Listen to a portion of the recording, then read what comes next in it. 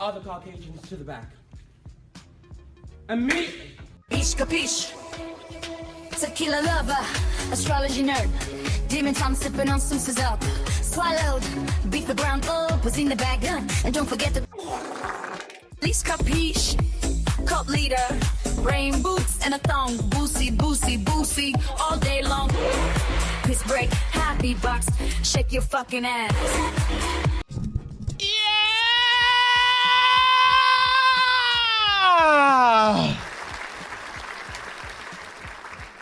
I was a little late coming in.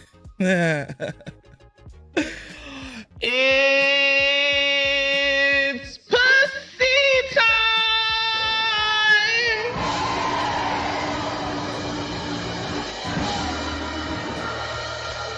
Well, it's more like book club time.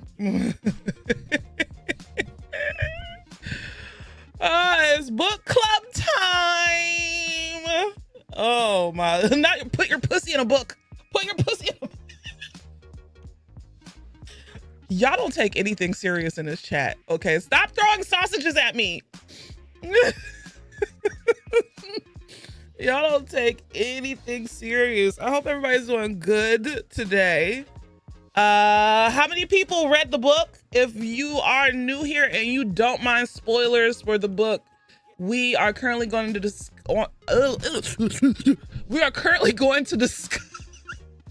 we're going to discuss I, Medusa by Ayana Gray. So if you don't want to hear any spoilers about you made that mess, I always do. If you don't want to hear any spoilers about, or you know, if you don't want to participate, that's fine. I understand a lot of y'all don't like to read. Not me though. I love reading. That's why I started a book club. Yay!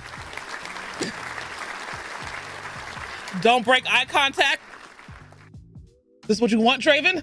This what you want? Huh? Are you almost finished? Are you almost there?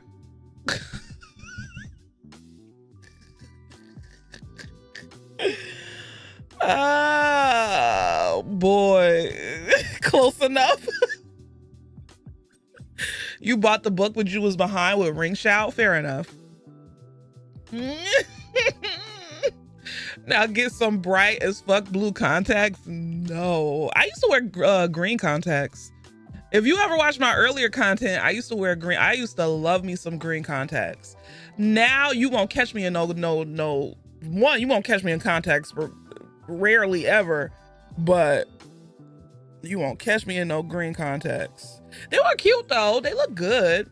I had the good ones where people would ask me, is that your real eyes? And I'm like, no, these are contacts. I wasn't that type of person that was gonna lie.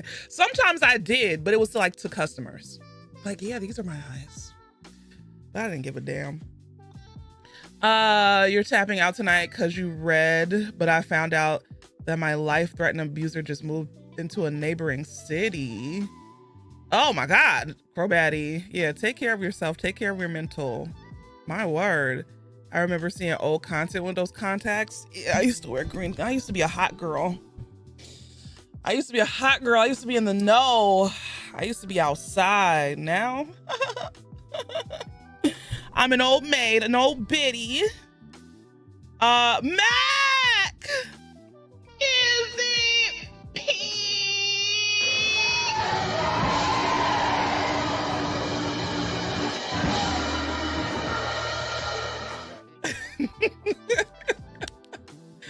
Oh boy. Okay, so how do I want to start this off today?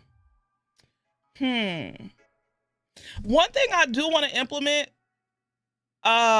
moving forward with these book clubs, I want us to really take advantage of writing like questions that you want asked or answered, or like opinions of. I want us, if you don't want to be on the microphone, which is fair because I understand not everybody want to talk to everybody, write down ideas about because I have no, first of all, where's my phone? Oh, Genesis, can you get my phone out the room? I wrote notes. So if you have like any notes that you want to write, I would say wait until you're done reading the book and then write down your notes, and we'll just make like a spoiler channel in the Discord for the current book that we're reading.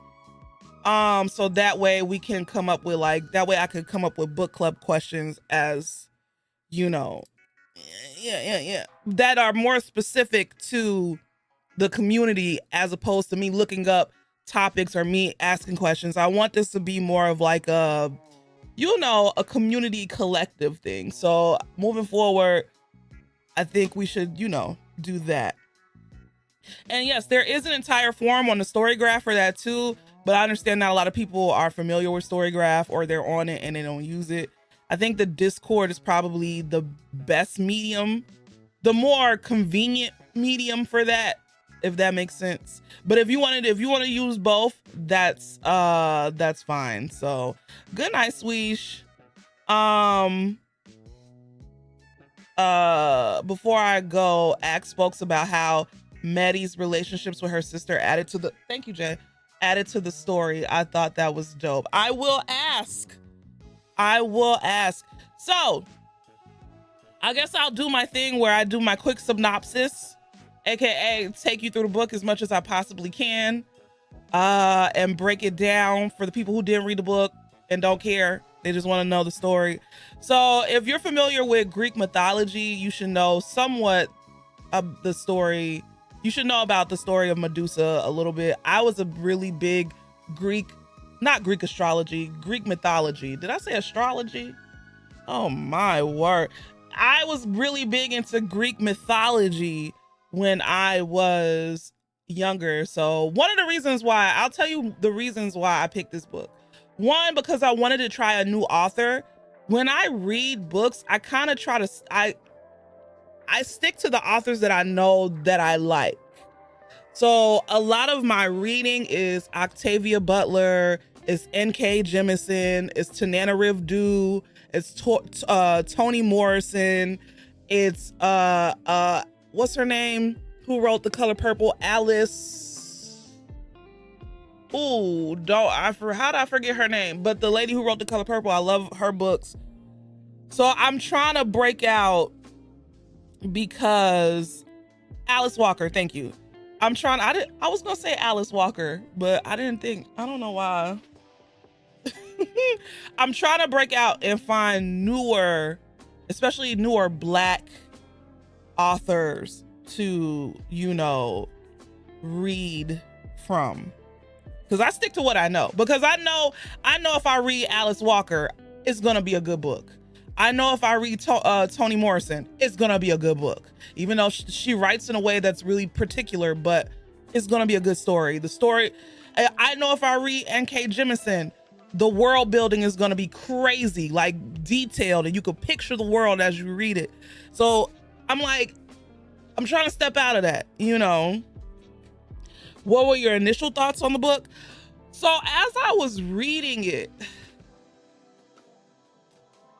I really feel like of course it's speculative fiction, but I really feel like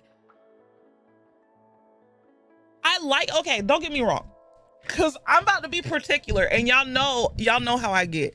I like the book, I like the story, but there were certain parts of the book that seemed kind of elementary to me. Like, the book was really made for like young adults. Like, I could let Genesis read the book because it wasn't like crazy.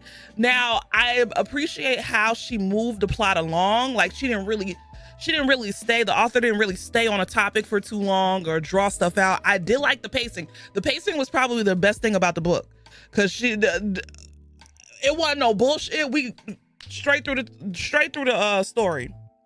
Right. What's up, Trend? You almost did not finish because of some of the chapters. Right. What's up, Oat Milk? So wait, hold on.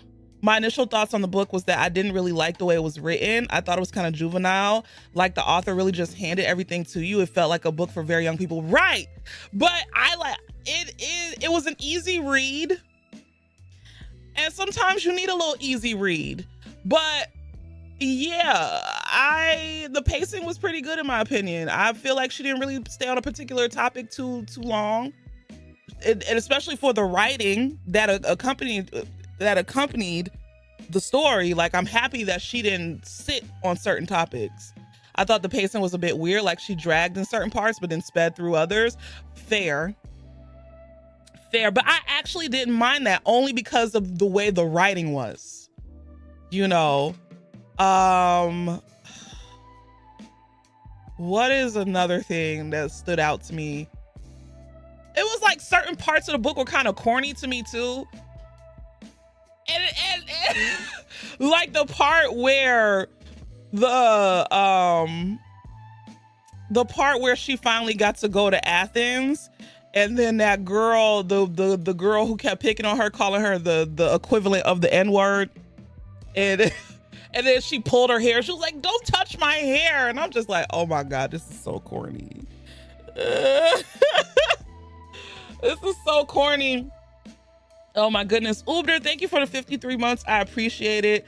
Queen Poppy, thank you so much for the 35 months. And Danielle, thank you for the 19 months. Leisha Preach. It was there was a lot of parts in the book that were very cliche. Yeah. But it wasn't a bad book though. You want to know why I'm not being as harsh on this book as I was on like the Immortal Darkness or whatever that book was? Because Medi was actually likable. Did she annoy me? Absolutely. But the thing that annoyed me about her was the fact that she was so naive. But that's not something that she could help. She was naive because her family didn't teach her shit, you know, because they all immortal, and so they don't really grasp what the hell she has to go through as a mortal. So that's why I'm not really like judging it as harshly as I did the Immortal Dark, I guess. Even though, in my opinion, writing wise, they were kind of on the same level. And it could have been more. I was really expecting it to be more adult.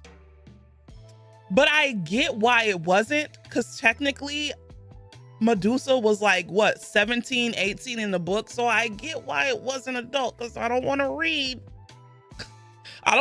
anything too graphic about a child. But I'm thinking, you know, she could honestly, really, truly, she could have made Medusa 24 or something. And then gave us more adult topics and themes. You're in the VC when I'm ready. Okay. You didn't read it, but I'm glad. It seems they included Urale and Steno. My stories always leave them out, or the fact that they were really writing for Medusa. This book was moved a lot better. Oh yeah, it definitely, pacing wise, this book definitely moved better than Immortal Dark, whatever that book is called. Immortal Darkness? I don't know. Yeah, because Poseidon is still 1,000. Right, Poseidon was old. So basically, quick synopsis before I get in this call with Mo. So we start off with, oh, can I tell y'all before we get it? Okay. Y'all know I have to picture certain people in my mind when I read a book. And their mother, Sito, every time Sito was on the page, or Seto, I always imagined, what's her name? Michaela, what's her name? Hold on. Y'all know who I'm talking about. From Chewing Gum, Michaela Cole. Yeah. Hold on. Tell me this. Tell me she wouldn't be Seto or Sito, whatever her name is. I was like, oh my God, this is literally, because her face is one of one. Okay, I love her features. So when I read about their mom, I was like, oh yeah, that's definitely Michaela Cole. I don't know why I was thinking she was chunkier. That's how I read it. Nah, I didn't get that. I got the sister Urale. I got that she was probably chunkier. So can't wait to see her get Anne Hathaway all hot and bothered. I'm actually excited about that movie too, but I'm not gonna go watch it in theaters. It's probably gonna be something I react to. So that's a great face adoption. So yeah, so it starts off with Medusa. We find out that Medusa is the only mortal in her family. They live on like this abandoned island, probably somewhere between Greece and the northern part of Africa. They don't really specify which part which part of the, it's just, you know, they don't specify, but you can kind of imagine they're somewhere close to the northern part of Africa on like a little abandoned island that they can't leave. It's also not specified in any legend, right? So there's the mom who is Ceto. There's the dad who I literally thought of his name. What's his their ancient ass daddy? I forgot his name. But if you know the Greek myth, you know his name. Then we have the three sisters, the Gorgons. We have Medusa, we have Steno, and we have Urale. Porcis, whatever his name is. He's a bitch. I couldn't stand his ass either. So it starts off with, you know, just getting a glimpse of their life or whatever. Forces and Ceto used to be like grand gods, but of course they had to take a backseat ever since the gods of Mount Olympus took over, and essentially like all of the titans and all of the giants and stuff, they were reduced to obscurity because Greek gods took over, which I like how you see. One thing I like about this book, and I know there's just so much.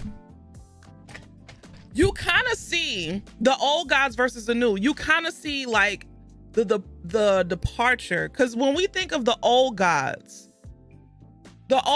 don't necessarily mean Greek gods. The old gods mean the gods of the region that everybody worshiped before the Greek gods took over a meaning, before Greece became the power which in it became. And, you know, because we all know the Greeks took a lot of inspiration from Northern Africa and their surrounding cities or whatever, and countries.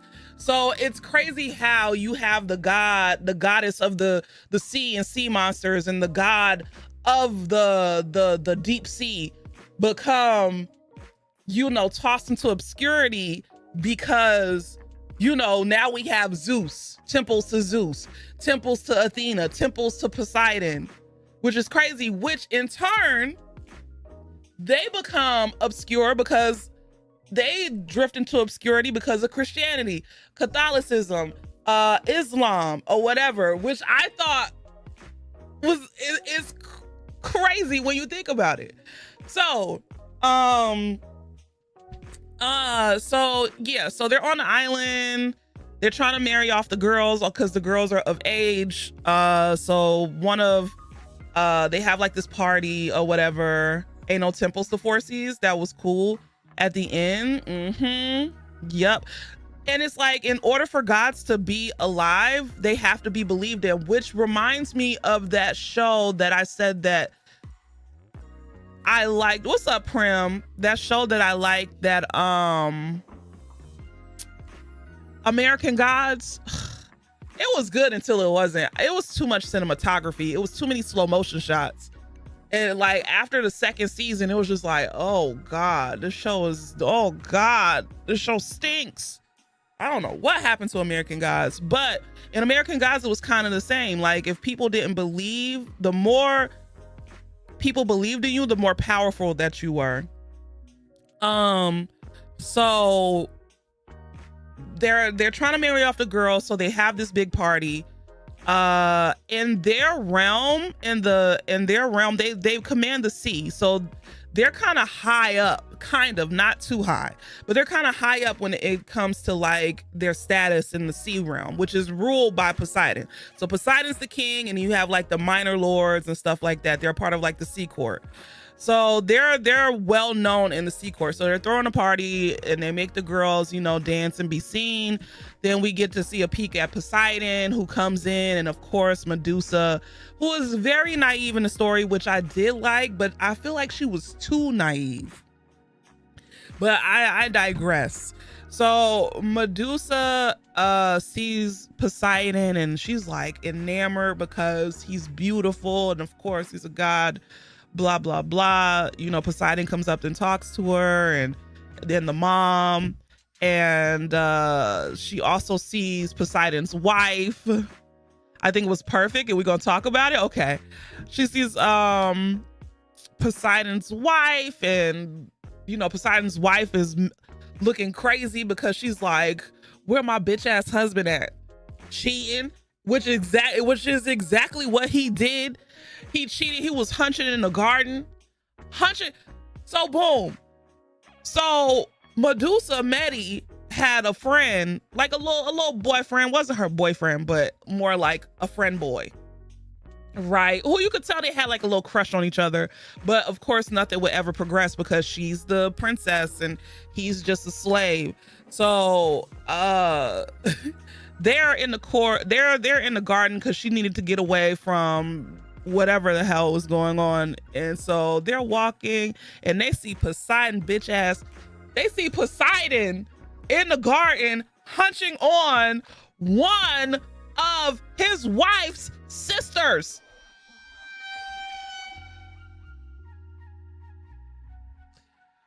His wife's sister, literally.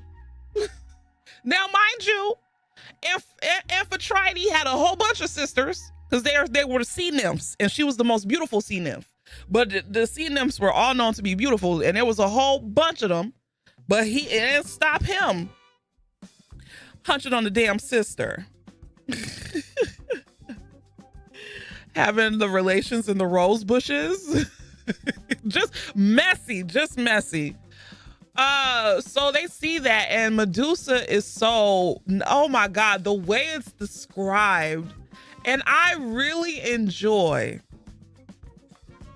how, and I think I talked to Mo about this, because when I was reading the book, when Mo was reading the book, he was texting me. When I was reading the book, I was texting Mo. We was just like, oh my God. It was a whole bunch of fuck this and fuck that and nah. Oh. But I like the way that I will give the author this.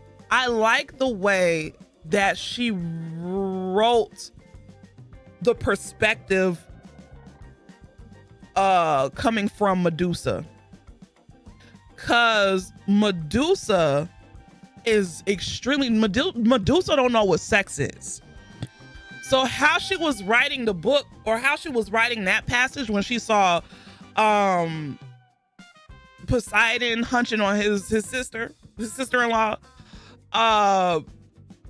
it was more like, oh, and then he took his hand and then he placed it under her dress, and next thing I know, she screams and moans, and it's just like, oh, and I don't know how to feel about this, but there's something inside of me that just, it was, yeah. What was I about to say about who? Madilda. Who's Madilda? That's crazy. You mean Medusa? Madilda. I don't know why that made me giggle.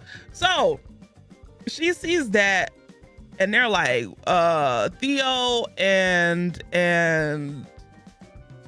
Medusa are like, yeah, nah, we not gonna talk to this about anybody. So boom, one of the people answers the call.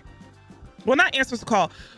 So basically, one of the demigods comes back to the island because he wants to take one of the girls' hands in marriage. He ends up choosing Eurale, which is the middle sister, or whatever. This book starts off on some bullshit. I'm trying to keep this really short because I want to get to the discussion part. So I'm skipping a lot of shit. So I forgot his name. What's the guy's name who came to the island to marry Urale? I forget his name. Mahir. Thank you, BT. So Mahir comes to the island. He brings a lion, right, with him, and so he chooses Urale, and then Medusa. Another thing I like about Medusa is that Medusa is very observant. She may be naive, but she's smart, so she could put two and two together. What's up, Spiceify? So she's looking at the way that Mahir's slaves are looking at the whole circumstance, and she was like, oh my god, like, why do they all look scared? And so her and Steno are having a conversation. She was like, you see how they looking at that lion? They don't want to touch that lion. And she was like, how would you keep a beast that big fed? Like, there's no way you can have enough food on board and coming from that far to present this lion. There's no way. And then they put two and two together, and they were like, oh, he was feeding the damn slaves to the lion. And so they knew that he was on some bullshit. Mind you, though, he's the son of Ares, and he's the son of Ares and like a mortal woman. And we all know that Ares ain't shit. Ares is pompous and rude and aggressive and all of that. So, and most of his kids end up just like him. So we come to find out that Mahir's a terrible dude, and they're like, well, if he treats the slaves this way, I'm pretty sure he's gonna treat our sister just as bad.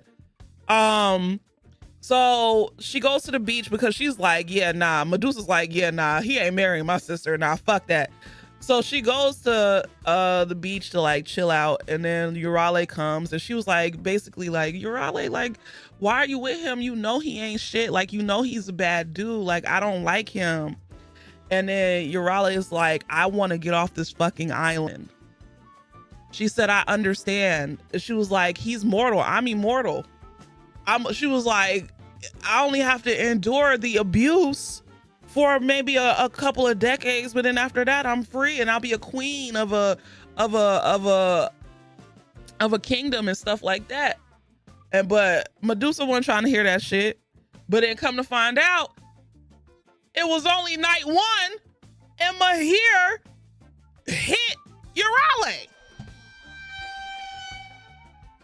Night one or week one. I know it wasn't that long.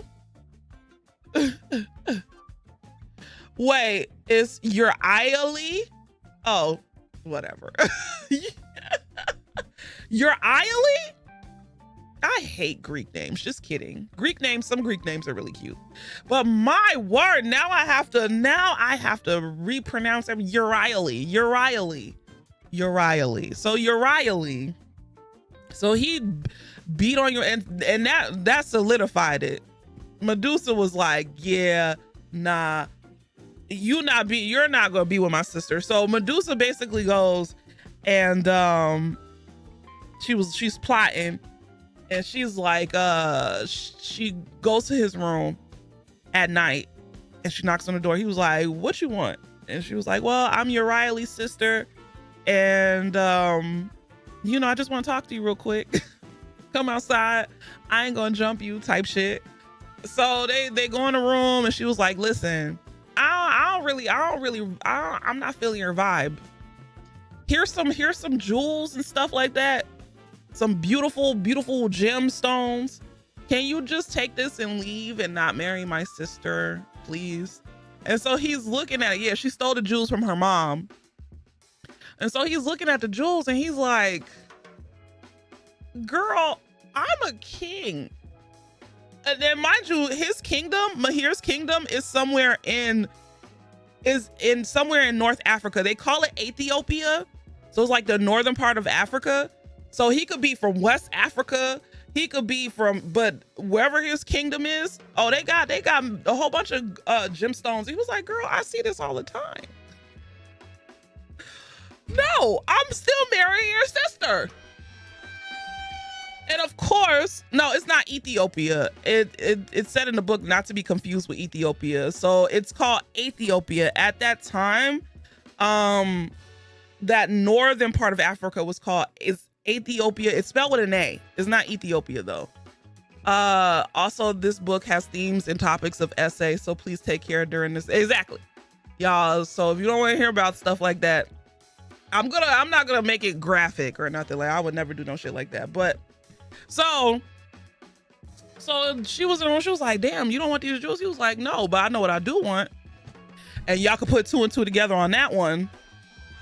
You know he's a scumbag, so you know what he was trying to do. And then basically the thing that pissed me off in this book was when he was like, oh, because he was like, how old are you? And she was like, I'm 17. He was like, ooh, you just the right age.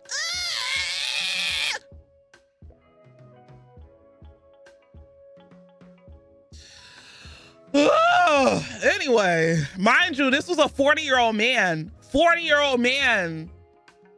40-year-old man, maybe 50.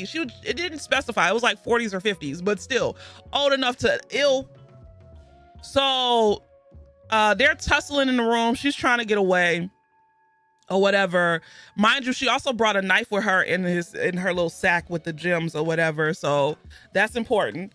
But she couldn't get to it. And she ended up grabbing like a vase or something, like a cup, and busting or I think she threw some liquid in his eyes, some wine in his eyes. And so his eyes started burning. And he was like, oh my God, my eyes. Ah. And then he fails and boom, cracks his head open on the table, pushed his muffin cap back, bleeding everywhere, split open. I cheered.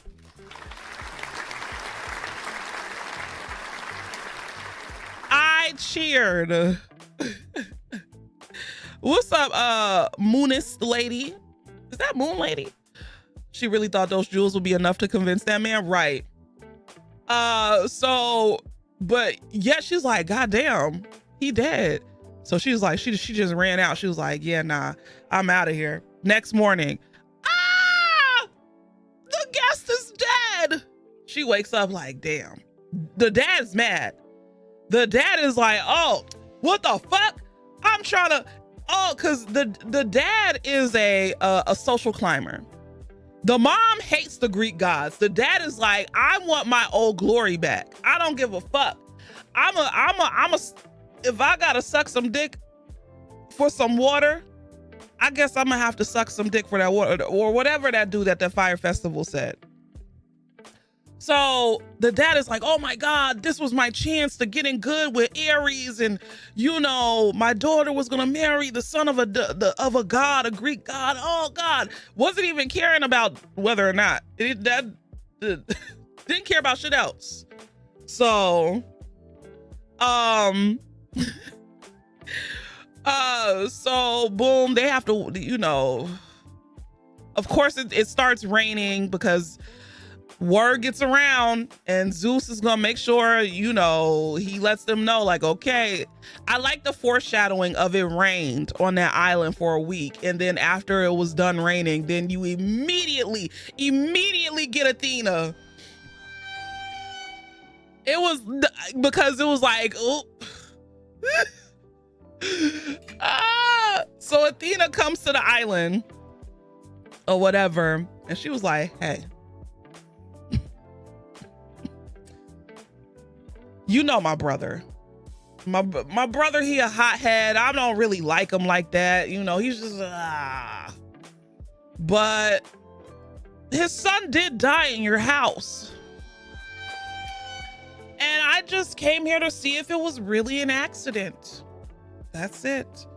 What's up, Kobe-zington? So, W Athena? Nah, fuck Athena. No. If you like the goddess Athena, this is not a safe space for you. I've been hating Athena the goddess for a very long time. Not even just because of this book, just because of what Athena the goddess represents in Greek mythology in general. Athena is not the goddess that is a girl's girl. She's not for the women. Athena is very male-centered, male-focused, trying to climb. Athena gives white women in America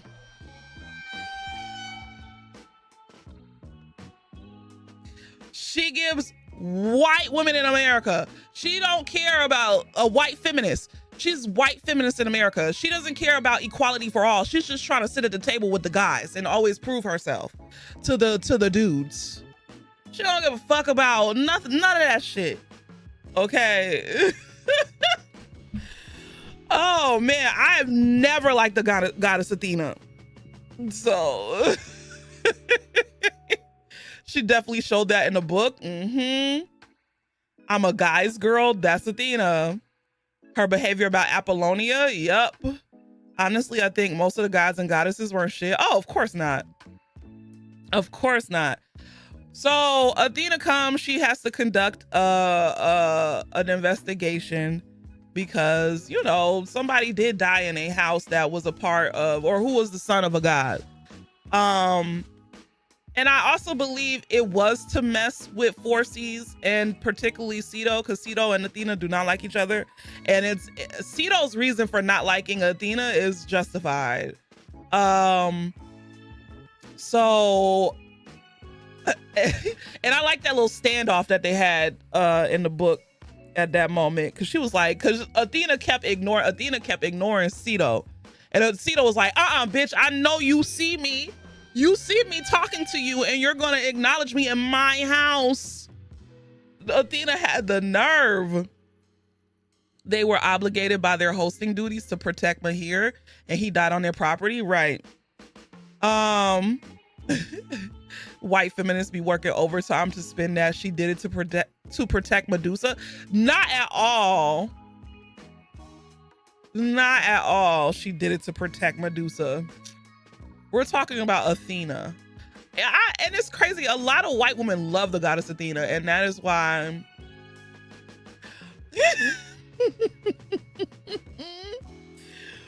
So she does her investigation, and so Medusa goes to find Theo. Theo's scared, and he's like, you know, she was like, what's wrong with you? He was like, somebody said that they saw a knife, one of the knives that I used to carve, because Theo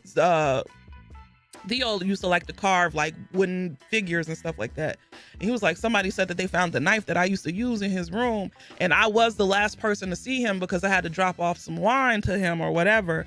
So I was the last one there, and they found my knife. Oh God, I'm gonna die. And she was like, but no, like that doesn't make it. Medusa, all naive self, like, no, that doesn't make any sense. You didn't do it. Like, she will understand. But then Theo had to let her know, like, hey, I'm a slave. Do you really think they're gonna show me mercy when it just makes sense to just appease the gods or whatever? I'm just gonna be the fall guy. So then Medusa was like, oh damn, when you put it that way. So she took it upon herself to go and basically spill the beans to Athena. She was like, hey, Athena, so I was in the room. He was trying to touch me and inappropriately. And I took some wine and I splashed it in his eyes, and he fell and he cracked his head open. And Athena was like, how did it feel? And then Medusa was like, what do you mean? She was like, how did it feel when you did that? And Medusa was like, it felt good because I wanted to protect myself. It felt good because, I didn't feel weak. And Athena was just like, oh, okay, girl. It was an accident. And she literally, once she found out that, she was like, oh, okay, it was an accident. I don't really rock with my brother anyway. She was like, I don't really, and she was like, most of his kids are spoiled and entitled just like him. It is what it is, girl. But let's talk about you. What do you like to do? Medusa's like, I like to read. She was like, oh. And she was like, what do you know any other languages? She was like, oh yeah. Medusa was like, oh yeah, I could speak 4 different languages. Athena was like, oh, okay. All right. Do you want to Do you want to be a part of, do you want to be a priestess at my temple? Medusa is like, what? I get to go to Athens? She was like, yeah, come be a priestess at my temple. Boom. Medusa's mother, furious. Hold on, I got to sneeze. Oh, I had to burp. I thought I had to sneeze. Medusa's mother, furious. She goes to 4C. She's like, are you fucking kidding me? Are you kidding me? You're gonna let that wench take our child away from us? And 4C is like, yes, okay. She's one of the highest ranking goddesses. I need my power back. I need to be known again. I need to be seen. So yeah, she can have her. Cito didn't like that. She basically said, you a penar sucking ass nigga, and you will lick the boot of any bitch that will get you to where you need to go. Not in those words exactly, but similar. 4C's didn't like that. Choked her ass up. She was like, listen, wench, watch your mouth. She was like, ugh. Doesn't excuse the abuse, but that's what happened.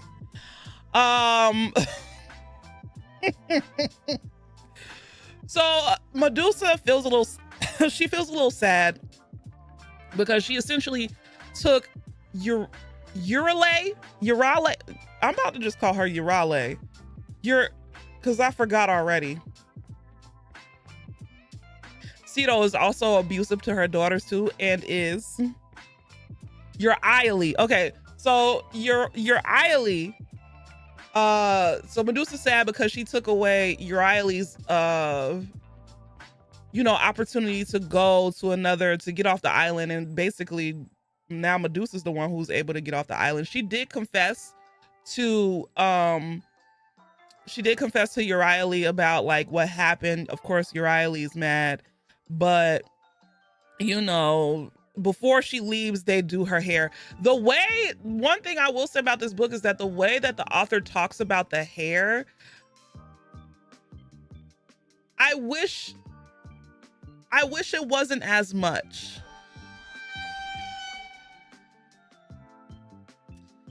I don't know what it is. Thank you so much for the follow. Welcome in. I don't know what it is.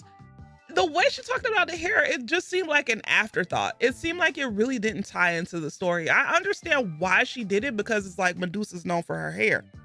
But every time I had to read about her getting her hair done and stuff like that, I'm just like, there was probably a better way to do it. There was a better way to write about the hair. It just wasn't it.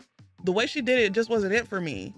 You 100% agree? It felt out of place. It felt like an afterthought. Like, oh, I gotta write about the hair because, the author centered Medi's whole blackness around her hair. And in the end, it didn't feel like a tragic loss when she lost her hair. Right. It didn't seem like she's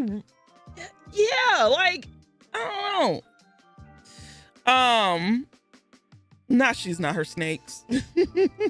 Like something was missing there. Right. It wasn't it just seemed, like I said, it seemed like an afterthought. It just seems like, oh, let me put this in here so it makes sense when the snakes come out. Like, she could have wrote it better. So they do her hair and they send her off. She gets picked up by Hermes or Hermes, whatever you want to call him. Hermes comes and picks her up, takes her to Athens. Fuck Hermes too. And if you know, you know. Hermes isn't the worst. He's not the worst Greek god ever, but there's a reason why I said fuck Hermes, okay? We'll get to that.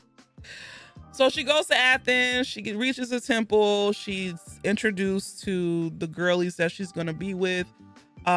We first see Apollonia, who which when I saw her name, I was like, Apollonia? Do I want to purify myself in the waters of Lake Minnetonka?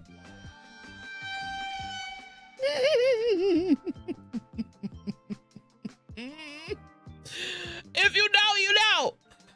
So so she meets the other acolytes. She meets Apollonia. She meets, I forgot the other girlie's name who's mean. Immediately experiences racism as soon as she reaches Athens from this one little Greek girl who's, you know, like, I'm tired of all these medics. Medics is the equivalent of foreigner, but said in a derogatory way. It basically could mean like a slur. So, but it means foreigner, but it's also can be used derogatorily, if that's a word. So come to find out, Apollonia comes from a lineage of priestesses. Like, all of the women in her family served at the temple. What is the temple's name again? Callisto. Callisto's the bully. Yeah, thank you. The temple is the Acropolis. Thank you. They serve at the Acropolis.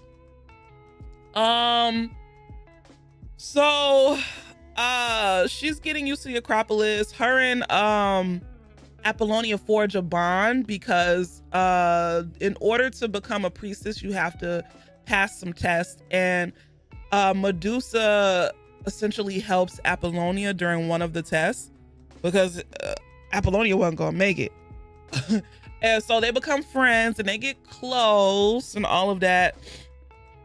And there's what else did I want to say about the Acropolis? Oh, and just like a little bit of backstory about Athens. Athens, if you don't know, Athens was gonna go to either Athena or Poseidon.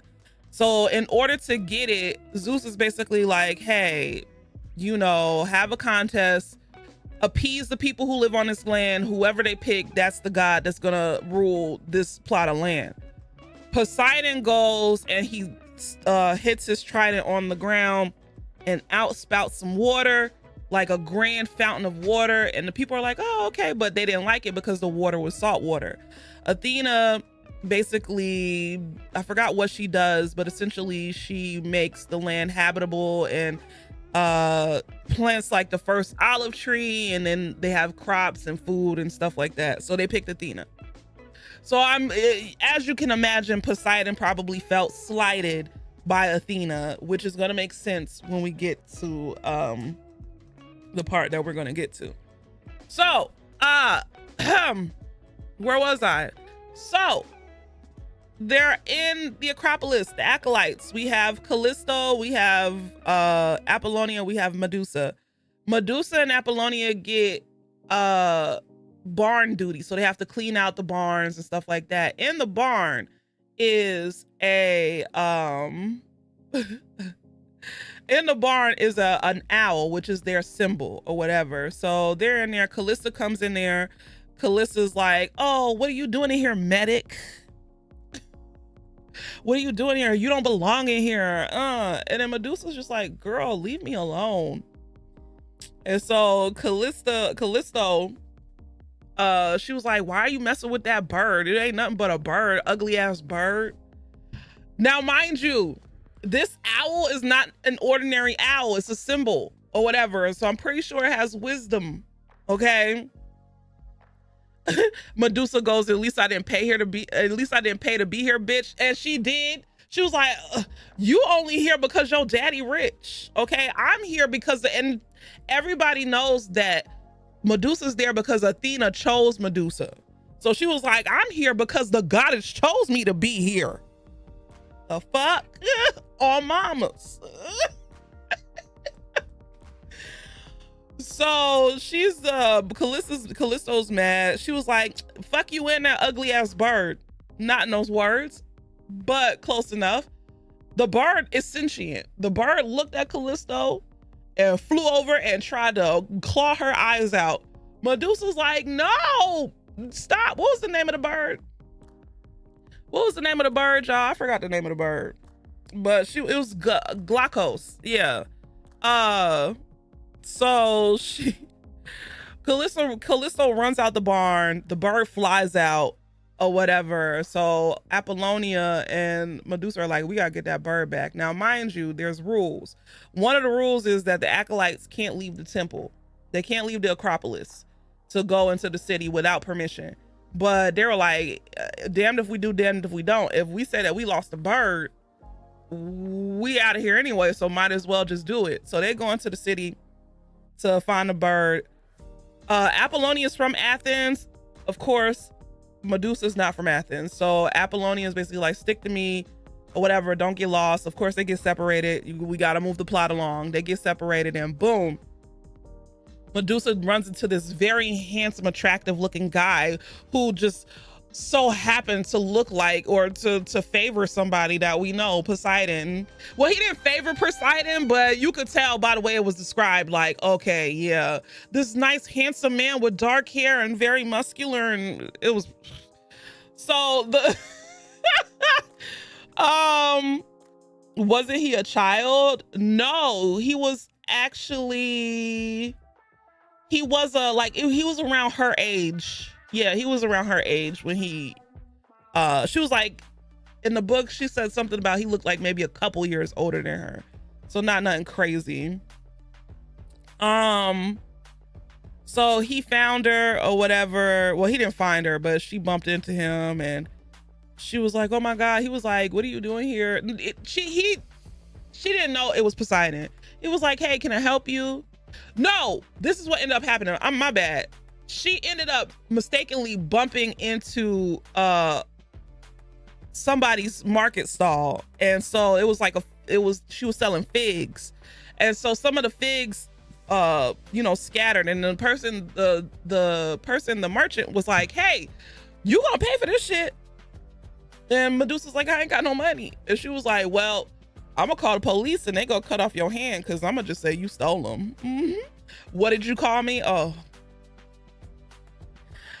I'm talking about the fruits. Anyway, and not the, oh God, that made it worse. Okay, anyway. Yow! Stop! Oh my God.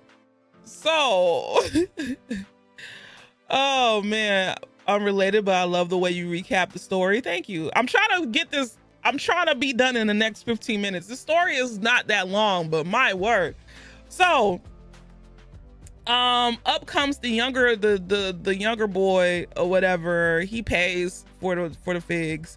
And she was like, thank you so much. Like, I really appreciate your help. He's like, what are you doing in the city? Aren't you an acolyte? You're not supposed to be down here. And she was like, hey, I lost the owl. And he was like, well, the owl might be over here. And so they're going to find the owl. He walks her back to the Acropolis or whatever. She just so happens to see, I think she sees Apollonia already there. And they put the owl back. Everything is good. Yeah, mind you, she saw he was, I guess, a gorgeous, handsome young man or whatever. So she's looking at him like, oh, and she gets the little butterflies in her stomach. Like, oh, he's kind of cute. So, what happened? So they put the bird back. Boom. Athena. I thought I told your ass not to leave this goddamn Acropolis. Ooh, caught. Medusa. I'm sorry. I just had to go get this bird. Listen, Athena, if I didn't get the bird, you was gonna kick me out anyway. So I promise, like, I'll never do that shit again, but I really had to go get the bird. And so Athena's basically like, you think you could do whatever you want, blah, blah, blah. Medusa's like, no, whatever. So Athena forgives her, because Athena is just like, she's Athena. I will say Athena at one point seemed like she really kind of cared, not genuinely cared, because I don't think the way gods and goddesses in Greek mythology are written, I don't think they genuinely care about anybody. They only care about themselves and their statuses. There might be a few that genuinely care about, you know, other people, but for the most part, they're all led by ego. So, Athena was not given. Athena doesn't really care. I think she's playing with her a bit. Yup. They're written as sociopaths mostly, I feel. The switch up is crazy, just like a white woman. She was playing on her people-pleasing trauma, really? Yeah, fair enough. So she gets forgiven. She goes back. She passed her second test. She has to pass her second test. She did that. Then she gets called back to her island because the father wants like to check up on her or some bullshit. So she or wait, before she went, okay, when did this happen?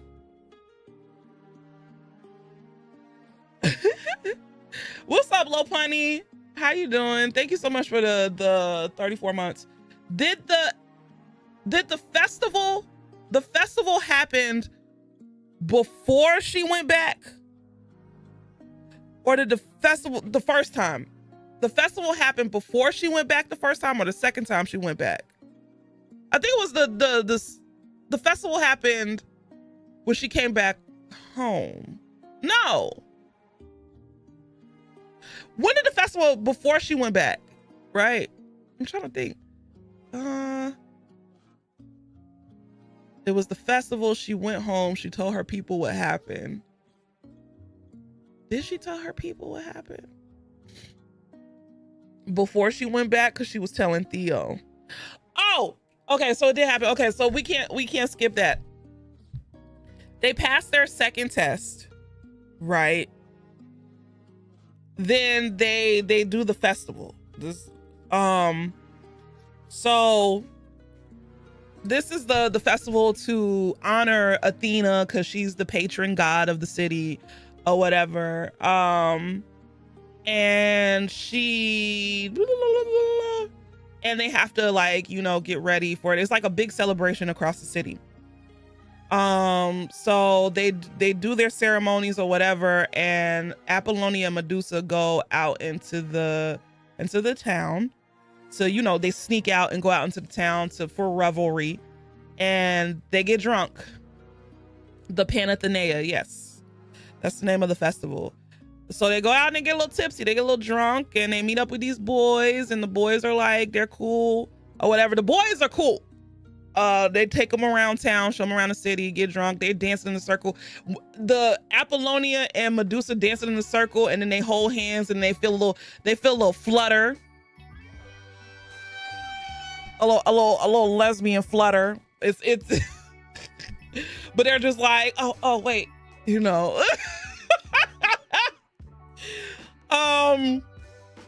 So Medusa has to go pee, and Apollonia was like, oh, let me go with you. And she was like, no, I could make it, I got it, I'll go pee. And she was like, oh, okay. And so she goes to the bathroom. When she comes out of the public bathroom, there's this man who walks up on her and tries to, you know, harass her, and tries to, like, force, you know, yeah. Medusa's very drunk at this part, very drunk, like drunk. I don't even know how she made it to the bathroom. So this dude comes up and tries to take advantage of her. She tries to fight him off. It looks like he's getting upper hand, and then the boy comes up and he's like, hey, leave her alone. And it's an older man. So he's like, boy, get out of here. You whatever. And so the boy turns into Poseidon. Ooh. Oh, mind you, this is the part I forgot. For the Panathenea. I hope I'm saying this right. We gotta go back. There's a part in the festival where they have like the tournament where they go around, where they race the horse and the chariots. And so she's at that event, and you know, there's this one dude who basically everybody loves, and he's very like endorsed, and he's like the favorite to win. And there's like this other older dude, and so he sees her looking at his horse and his carriage. He's like, come here. And she's like, okay. So she goes up there, she's looking at it, and he was like, listen, can you pray for me or whatever? He was like, I know I'm older, and you know, I'm not really I'm not favorite to win, but you're a priestess of Athena. She was like an acolyte. He was like, same difference. He was like, can you pray for me to win? And she prayed for him to win, and he won because like a flash of light or like a bird scared the other dude's carriage. So the older guy ended up winning, the one she prayed for. So that's important to the story. And hold on, what's the other thing? No. Okay. Boom. So back to this situation. I had to put that in there. Yeah, the other one happens later. That's why I had to be like, wait. And this is why I want to let y'all know, y'all make fun of me for not reading the book until like a week before, but I do that for a reason, so the book will still be fresh on my mind. So I could do these recaps. All right. That's why I read the book a week before, especially if it's a 300-page book. I could read a 300-page book in 2 days. You finished it today? Thank you, BT. Oh man. I know as soon as they separated, that shit was gonna get bad. Right. So the young boy turns into Poseidon, and he essentially, you know, the guy's like, oh my God, Poseidon, I'm so sorry. Scares the guy off. Guy pees on himself, by the way. Scares the guy off. And so Medusa's like, oh my God, my king, because that is her king, because he rules the sea court, which she's a part of. And he was like, don't call me your king, call me Poseidon. And she was like, but you're, you know, he was like, nah, call me Poseidon. It's cool. It's cool. It's all right. So, he was like, well, let me walk you back to the Acropolis. You know, you shouldn't be out at this time. Like, you know, you could, yeah, whatever. I don't really want to talk about Poseidon because he's a bitch ass nickel. Let me drink some water.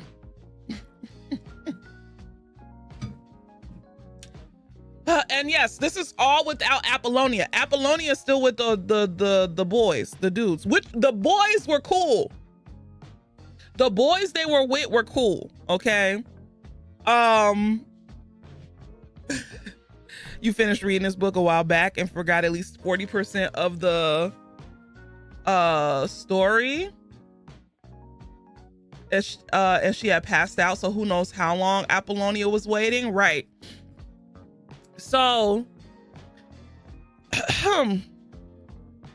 where was I? So they walked back to the Acropolis, and of course, the whole time, essentially, did they kiss the first time they walked back to the Acropolis? I think he did kiss her. Kissed her while she was drunk. Talking about, oh, you dangerous. Ah!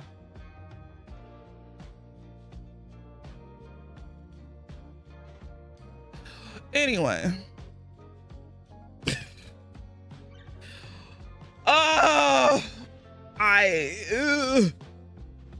You know that old man saying, because there was many times as a younger woman, you know, not necessarily so, well, yeah, sometimes 17, 18, you get that one old pervert, oh, you dangerous. Go to hell. Burn for eternity. Cut off your genitals. Sir, you're grown. Like, right, you're dangerous. Oh God. I was 12 when that started. Listen, oh, you dangerous. But anywho, So he kisses her at the gate. She's still drunk, you know, but she's like, oh my God, this is the most beautifulest man.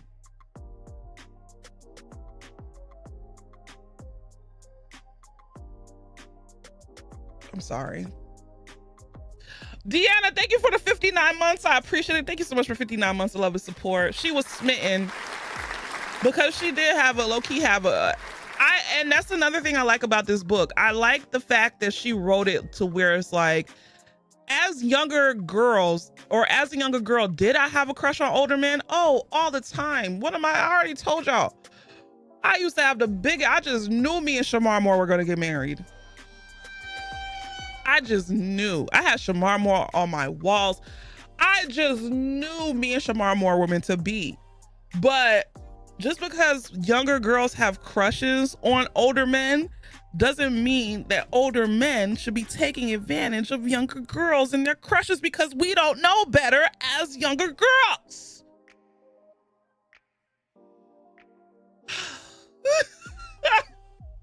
So, and younger people, younger boys, everybody, like younger boys, younger boys have crushes on older women all the time, but that doesn't mean older women are supposed to be taking advantage of younger boys.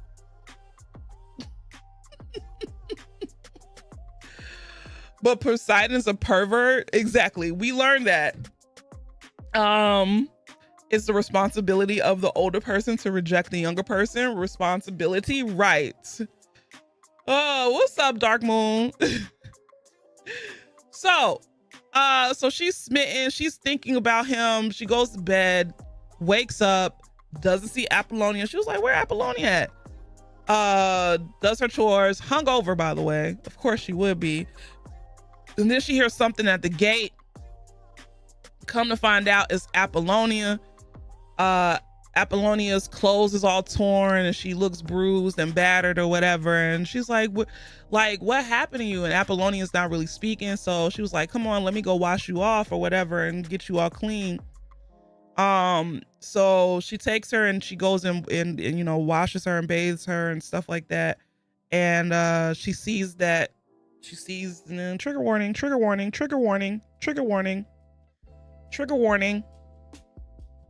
I say, just letting y'all know, she sees like there's a little bit of, like, when she's washing her, she sees like there's like a little bit of blood between her legs, and she's thinking that it's her monthly, you know. So she finally asks her again, like, hey, like, what happened? And Apollonia goes and tells her, like, she was trying to find Medusa because she was gone for a long time. So she left the dudes to go find her, and she couldn't find her. So she got harassed by a bunch of soldiers. And of course they beat her up and, you know, took advantage of her and did the things. And I'm trying to think. Did Apollonia explicitly tell, because I can't remember this part. Did Apollonia explicitly tell Medusa that she got essayed? Or did... No, she didn't. Boom. So, because I just thought about a part in the book. So she didn't, Apollonia didn't tell her that. Apollonia was also both of them were very drunk. Unlurked to say that you had a crush on your 6th grade math teacher, and not only did he sing "I'll Make Love to You" by Boys to Men to me, he also wrote his personal number on my pants when he found out I was moving.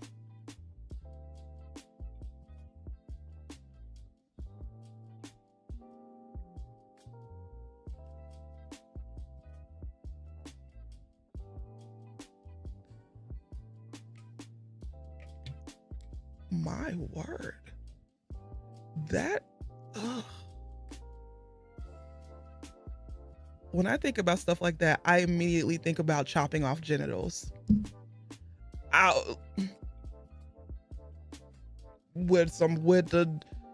Not even with sharp shears. I don't want a clean cut. I want them a little bit dull.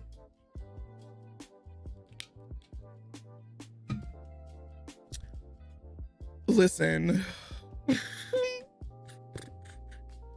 Oh God, my word. Oh!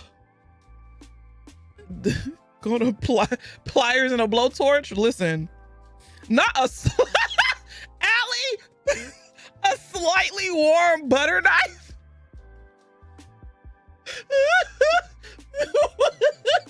My word. A slightly warm butter knife, please.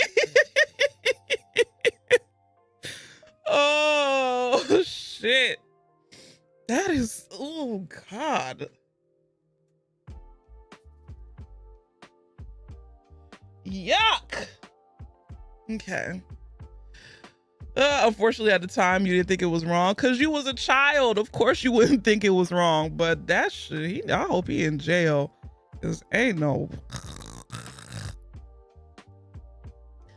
Anyway, anyway, so damn, where was I?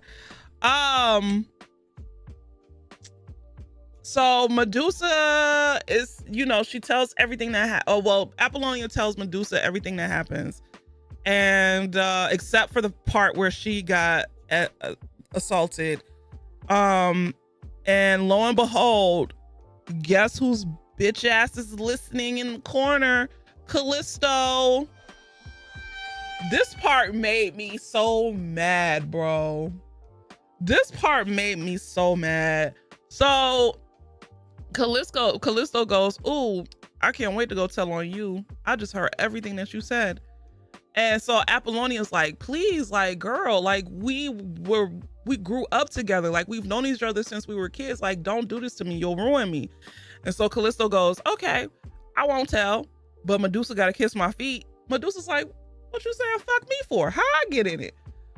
Medusa's like, "You know what? That's my girl. You want your feet kissed? I'm gonna kiss your feet." Medusa goes and kisses Callisto's feet.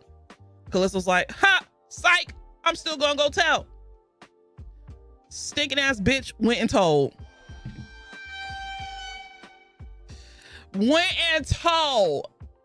After all of that, they take Apollonia to go, you know, get questioned and all of that stuff. And so, eventually they bring Apollonia back out, like the head priestess and all of that, and she's surrounded, and then, you know, she has to make a statement. She was like, "Go on, confess what you did." Apollonia was like, "You know, I was out and I you know, these soldiers, they beat me up, they took advantage of me. I'm sorry, I shouldn't put myself in that predicament or whatever. And she was like, "It'll never happen again." And so the head priestess was like, "Oh yeah, it won't happen again, because guess what? We're kicking you out." Apollonia's like, "What? What do you mean you can't kick me out? Because if you kick me out, my family has served the Acropolis for years. They've served the temple for years. If I'm the one that gets kicked out, then my dad will disown me."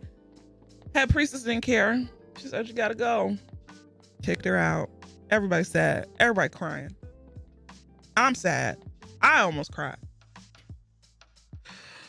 Of course, blaming the victim, which is very much an Athena thing to do. Just to let y'all know, because Athena is just like that. So she gets whatchamacallit gets kicked out. Apollonia gets kicked out. Callisto is basically like, "Oh, that's what she gets," or whatever. And she was like, "What do you mean?" Like, Medusa's like, "What do you mean that's what she gets? She got beat up by some guards." And she was like, "She didn't just get beat up by the..." Callisto's like, "She didn't just get beat up by the guards. She slept with them." And Medusa, naive, was slept with them. "What do you mean?" And Callisto's like, "She had sex with them." And I think it still didn't register. It still didn't register what sex was. And so Callisto was like, "You don't know what sex is? Oh my God. Oh my God." That damn bitch. So, Medusa's sad, but she eventually meets up with Athena, or Athena pops up and tells her, the reason why Athena's there is basically to tell her, hey, you know, your father wants you back for like a week or whatever. But in the midst of that, you know, Medusa's basically like, how could you do that? Like, she was devoted to you. She's asking about Apollonia. And Athena's basically like, oh, I can't have somebody with poor judgment that puts themselves in that type of situation. Like, why would she ever put herself in that type of situation to even be assaulted?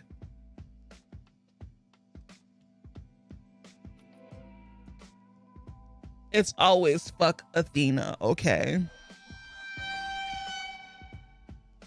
Oh, Athena comes when Medusa beats up. Yeah, Medusa does beat up Callisto. I forget about that. I forget about that. Yeah, that's what it was. Medusa ends up beating up Callisto, and then the head priestess takes her to see Athena. Yeah. But she's the goddess of war. She knows no peace.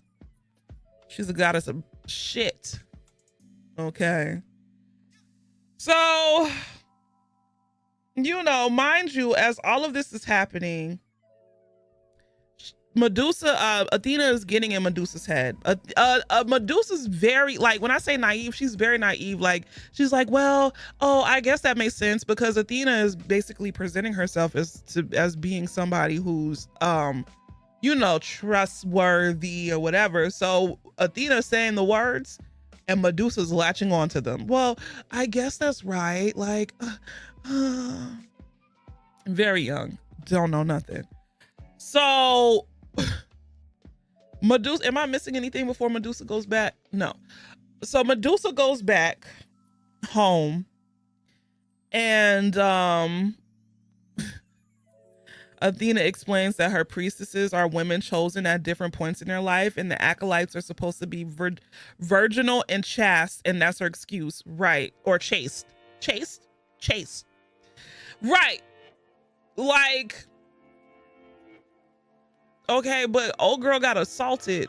Like, that wasn't her fault, but because she's you want to know what? I literally wrote this down in my notes. Hold on, Mo, I know we're going to discuss, but I have a theory. That Athena is a repressed, she was repressed sexuality, but in lesbian form. I feel like Athena was a lesbian who hated the fact that she was a lesbian, and so she repressed her sexuality, and she took it out on everybody else. Where's my notes? Look. Oh wait, this is at the end of the book, so I can't read it. But man, not us having the same thought. She was a virginal goddess, so she's an incel. You onto something? Internalized homophobic lesbian? Yes, she's gay.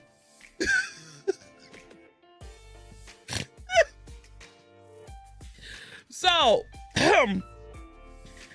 let me speed through this part. So Medusa goes back home or whatever. She figures out that she's not really in tune with everybody around her anymore. Come to find out, her father basically just wanted some info on Athena. She didn't really have none. He was like, well, you staying here? And she was like, no, I'll get some. He was like, okay, cool. She talks to her sister about the situations and like how she feels about Apollonia, but they don't really grasp the you know, what she's trying to tell them or whatever, because, you know, they've never been off the island. So she feels kind of detached from that. Then, oh, but this part is actually, when she goes back home, we do learn something. So hold on. She tells Theo about what happens to Apollonia. Theo's like, she was like, but yeah, the goddess, you know, the goddess was basically like, well, she tells Theo about what happens to Apollonia. She was like, well, yeah, she shouldn't put herself in that situation. Don't you get it? And Theo's like, no, I don't get it. Like, that wasn't her fault. She got essayed. And so she kind of withdrew from Theo, or no, Theo withdrew from her and kind of was like, you know what, I got stuff to do. Then she sees her mom, and we find out more of her backstory or whatever, because earlier in the book, Athena was like, what about the other children? We didn't know that Phorcys and Ceto, the mom and the dad of Medusa, had other kids. We find out because she finds her mom on the beach talking to like I figured it was a kraken because they were saying tentacles, you know. So I think because her mom is the goddess of sea monsters, so she was talking to like a squid or a giant squid or whatever. And we learned that the reason why Ceto and Athena have beef is because, not Phil McCracken. I thought she was about to say a crackhead. She's talking to a crackhead in the sea. No. Phorcys and Ceto had other kids. So they had I don't want to say that they're the Fates, but they had like other monster kids that basically Athena took away from her to use to her advantage, or basically her kids got stolen from her because of the gods. That's why she don't really fuck with the gods. And come to find out that there was supposed to be a war. They were talking about this. The Sea Court was talking about a war between them and the gods. And then Phorcys was like, hell no. But we learned that, you know, Phorcys and Ceto had several children that were taken away, and she was basically like, you know, that's all the gods know, like, is taking things away just to serve them. And of course, by this time, Medusa's nose is wide open. She's just like, no, like, I don't see that. And what's that?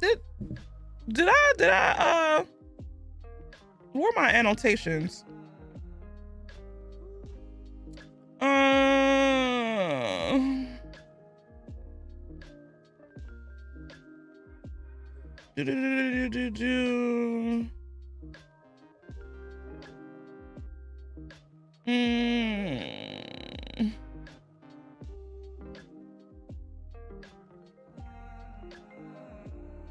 Damn, I can't find it.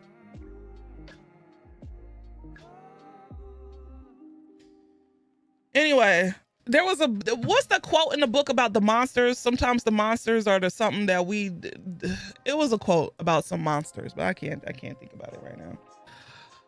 So she goes back to Athens.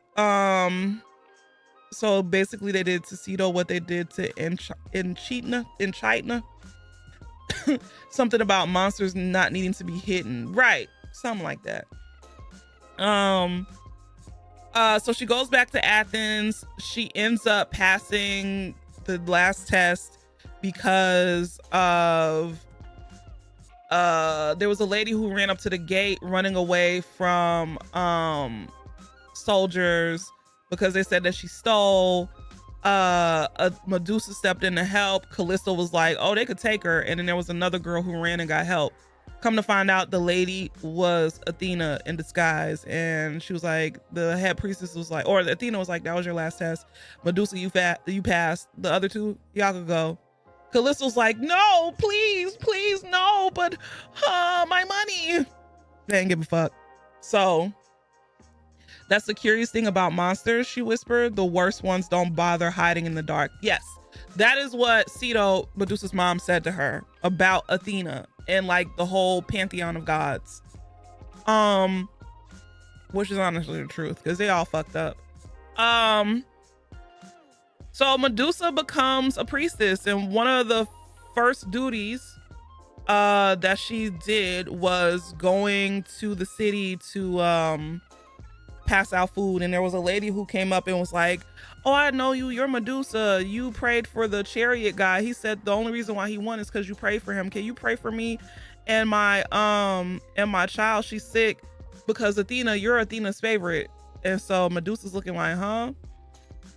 And she was like, okay. So she prays for her to get well and to not be hungry anymore. But then Medusa also gives her like you know, not a cure, but like some advice for like, you know, she was like, hey, you know, boil some water, put this leaf in there and drink it, and your daughter should be, you know, better. Boom. So she gave her kind of like a solution, but she did pray for her in the beginning. Now, mind you, before that happened, the other priestess on the property, they loved her or whatever. After they saw that shit, they started pulling away from her.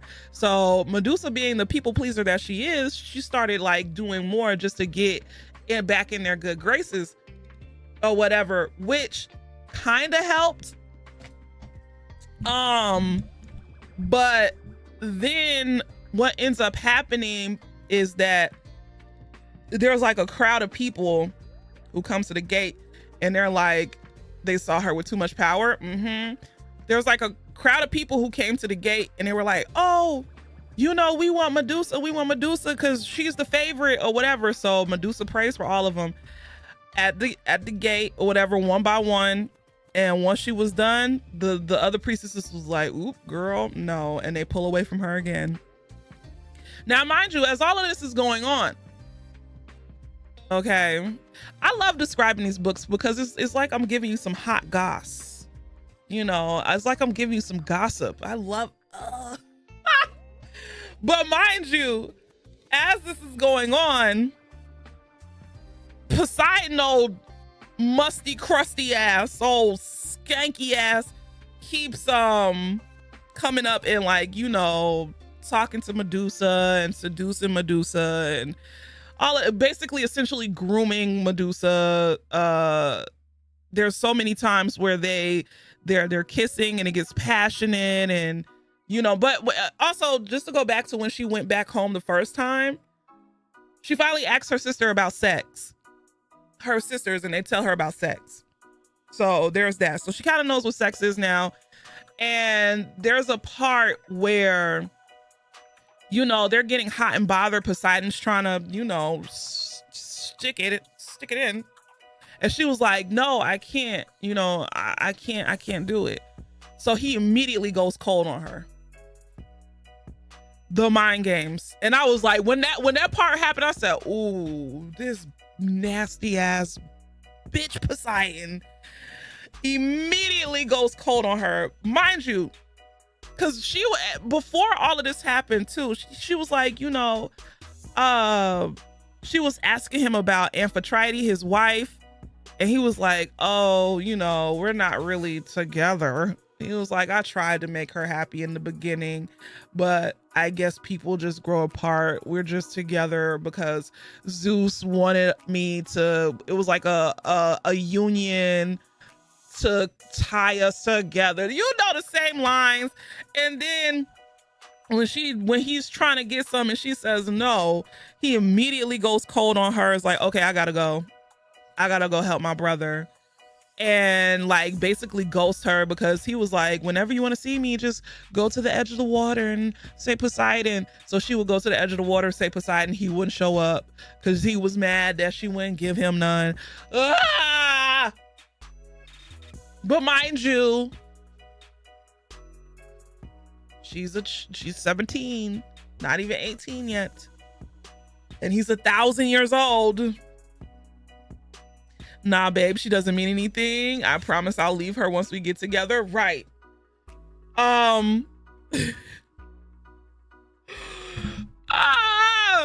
So where was I? So after that incident at the gate, Athena basically is like, you know what? Athena's mad. Athena's mad because she's like, they're praying to you. They're not praying to me. I'm the goddess. What the fuck are you doing? They're praying to you. Why would you do? And she was Medusa, quick thinking, but also people pleaser. She's like, no, they're only coming to me because they revere you. I'm preaching on your behalf or whatever. And like, she's basically trying to calm her down because she knows, like, you know, the gods have a big ass ego. You know, Athena's like, oh, this is my city, boo.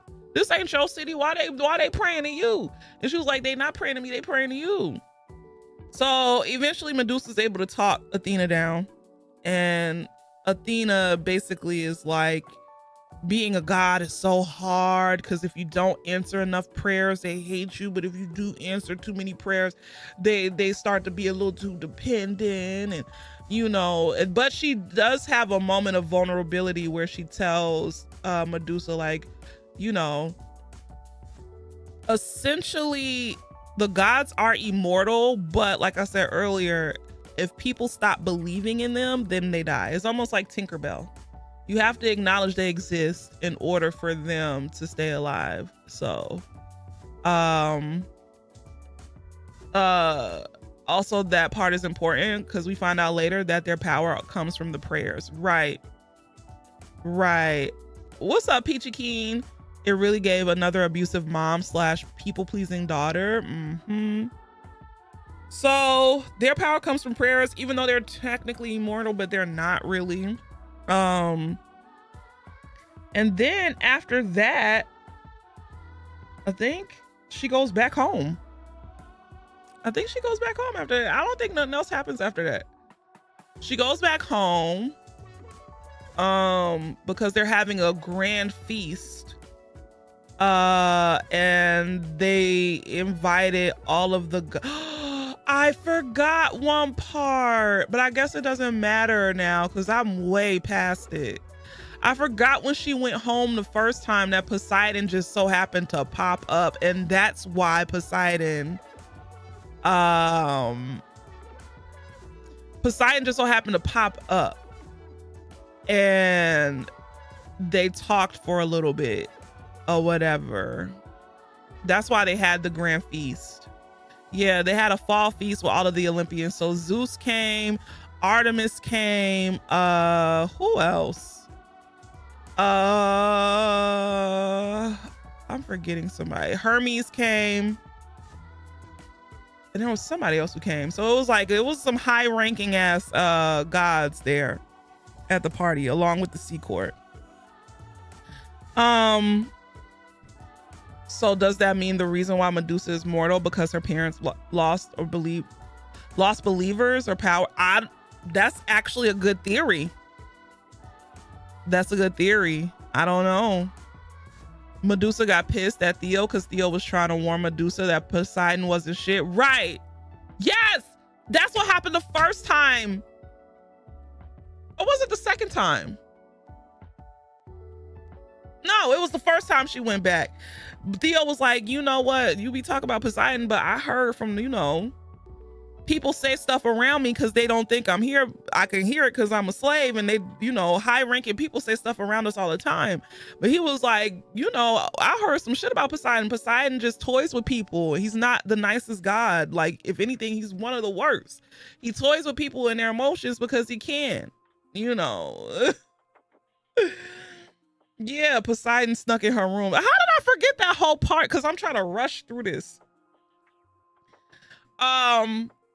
But yeah, she was warned that Poseidon wasn't shit, but she just thought she was special. She thought she was above it. It happens to us all. Trust me. And I think that's the reason why a lot of the times when I was like reading this book, I recoiled so hard because I'm like, ooh, because it reminded me of a time. You know, you only notice toxic shit once you've been through the toxic shit. So thinking you above it, like, oh, people say this about him, but he would never do that to me. And look at him. And he did it.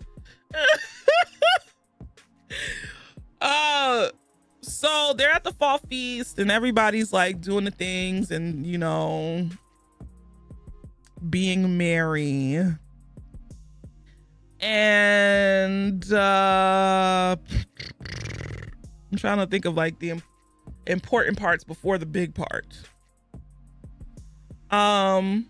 He does that to other women, but I'm different, right? Hindsight will beat your ass, beat the brakes off you.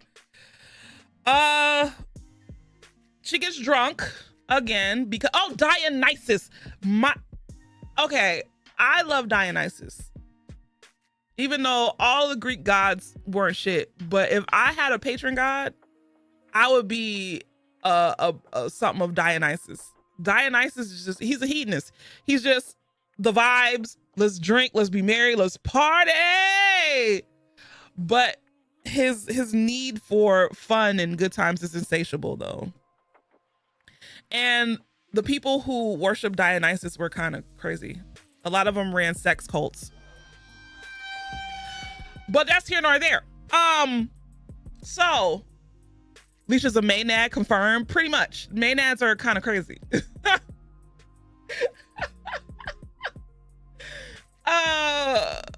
My name when I looked Latin in high school was Callisto. I'm sad now. Oh, like True Blood. So Dionysus brought the wine from Mount Olympus. He bought the golden wine. She drank it. She was drunk as hell, drunker than she was that night in Athens, right? So what happens? She sees Theo takes her outside for fresh air. I'm trying to think. I'm trying to make sure I don't skip nothing. What's up, Yan? She and Theo makes up. She sees Theo. He takes her outside for fresh air. He's like, stay here. I'm about to go get you some water or something. Cause you drunk as hell, girl. Then here comes bitch ass Poseidon. Once again. And mind you, at this time, this is after he's ghosted. Like, he's still, this is probably the first time they talked since he ghosted her. So he was like, come and take a walk with me. Let's go to the gardens or whatever. She was like, oh, he was like, show me around the gardens. She's drunk. Oh, okay, I'll show you around the gardens. They go to the gardens and he's just like, she was like, what happened to you? Like, and I'm sorry that I rejected you that night. I just, I can't do those type of things because I'm, I gotta be chaste. I don't know if that's what she said, but essentially, And he was like, no, I really just had to go. My brother needs me from time to time. I really just had to go be with him. But it's okay. Like, you're good. I missed you so much. And she's like, I missed you too. And I'm paraphrasing. This isn't probably what happened for the part we all know and was coming and was waiting like a fucking train to hit us, right? But mind you, I was surprised that this happened on the island. I thought that in Greek mythology, that happened in Athena's temple. So I was not shocked, but I was like, oh, she changed the location. But either way, it happened. Okay, so that things are getting hot and bothered, and it's getting a little too hot and bothered, and she's like, no, wait, I can't. He doesn't listen, and it happens. Trigger warning. The story, we all know the story of Medusa, but it happens. And I text this to Mo. Wait, what did I, hold on. In the group chat. Because the way it was described. Hold on.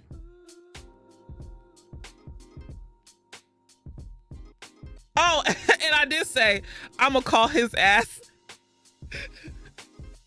This is what I wrote to Mo. I said, fuck nasty ass, grooming ass Poseidon.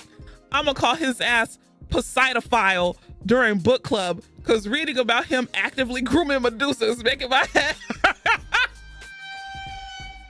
I said Poseidophile. I was so mad.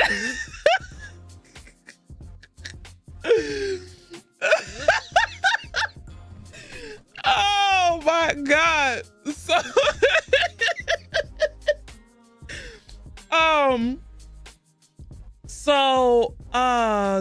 Shit. What happened? Where did I go? Where did it go?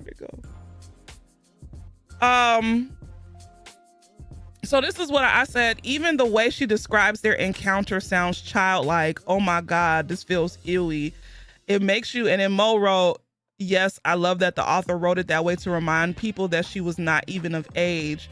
And I said, yes, it makes you uncomfortable on purpose because she's just a child, but it's still written tastefully. Like their encounter coming from Medusa, the way it's written, it sounds like y'all, this is if you get uncomfortable with this type of stuff, this is a big trigger warning. It sounds like if you've ever listened to tapes or like seen a show or like some fictional show or listened to like serial killer or like any type of true crime type shit, whenever they question children about things that happen to them or like in that manner, that was kind of how it was written. And it's just, the whole time I'm reading it, I'm just like, bro, this is crazy. So that's exactly how it was written. Like I couldn't. So anyway, Deanna, please, what are you doing? Mary J. Blige don't like that. Mary J. Blige says she don't think that's funny. I said, Mary J, please. It was definitely uncomfortable. So after that happened, she filmed it. She said she don't like it. And she said, everybody was laughing at me. I didn't like it. I don't think not everything's funny. I'm like, oh my God. Mary J. Blige takes herself very seriously. But oh, okay, girl. All right, girly pop. Shit. So after that happened, she got called a coon for it. I mean, after that happened, then here comes Athena, and she was like, basically, Athena didn't see Medusa at first. She just thought that Poseidon was hunching some random person in the garden, and Athena was like, oh my God, Poseidon, first of all, your dick is still out. Pull your pants up. What are you doing? Ew. And she was like, Hera, I think Hera was there too. And she was like, there's guests in there. And she was like, Hera doesn't like when you do. And this is where I have a question. Because the owl was watching, right? This is where I have a question. My question is, did Hera and Poseidon also have the relations? Because Athena made mention of like, Hera doesn't like when you, and she kind of stopped because that's when she saw Medusa. Did Poseidon and Hera used to hunch too? No? Oh. Because I was like, huh? Why should talk about Hera? What Hera got to do anything? Oh, Hera is the goddess of marriage. Oh, that makes sense. That makes sense. Okay. So yeah. So after that, she sees Medusa and immediately gets mad. And in that moment, I was like, Hera was very faithful to stank ass Zeus. Exactly. In that moment, I thought that Athena was actually really truly sticking up for Medusa, because she immediately went and punched the shit out of Poseidon. And she was like, how could you? And Poseidon was just sitting there all smug, right? But then, Poseidon is the stronger god, right? And he's a man. So he overpowered Athena, and he was like, basically, if you ever do that shit again, he said, you ain't gonna be the virgin god no more. No, the virgin goddess. Just outright goddamn awful. Awful. When I read that, I immediately I text Mo. I was like, are you I text Mo. I was like, did this man just say he was gonna, after he got done, Oh my God. He was evil as fuck. So, damn, this is taking longer than I wanted it to. I didn't realize this book was this long.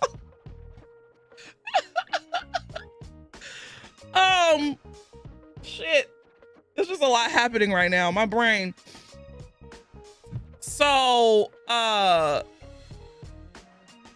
Poseidon goes away somewhere, and Athena's just like looking at Medusa. She was like, "You whore, you whore," and then she immediately drags Medusa back into the ballroom in the middle of the floor, and she was like, "Daddy, I need you to punish your brother. He just slept with one of my priestesses."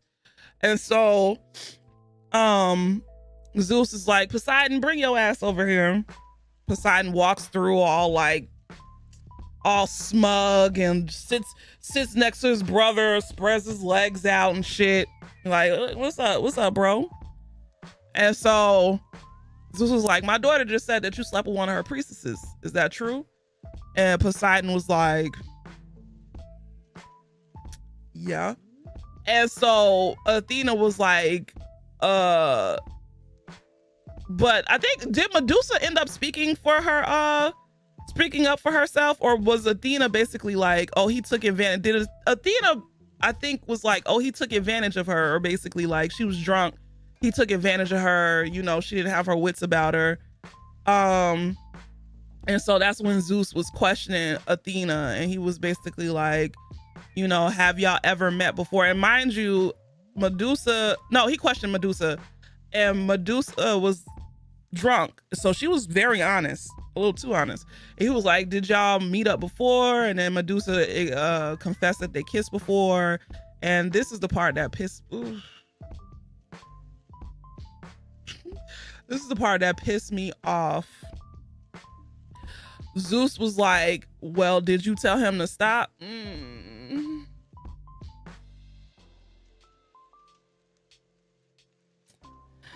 And then Medusa, she is just a lot happening, and she was like, "No," even though she said, "I can't." But in her mind, she's so young, she didn't know that shit. It pissed me off. So, basically Zeus was like, "Well, Athena, punish your priestess, but you ain't gonna punish my brother. There's nothing I could do about it, because, you know, predators stick together. We all know about predator ass Zeus, old bitch ass." So, right, predators protecting predators. So anyway, that's when Athena goes, "I had so much hope for you," and blah, blah, blah. And she ends up turning Medusa into a Gorgon. And so as Medusa's turning into a Gorgon, there's a whole bunch of commotion going on, like, and we hear Theo basically running across the room to go and get to Medusa, and she looks at Theo and turns Theo into stone.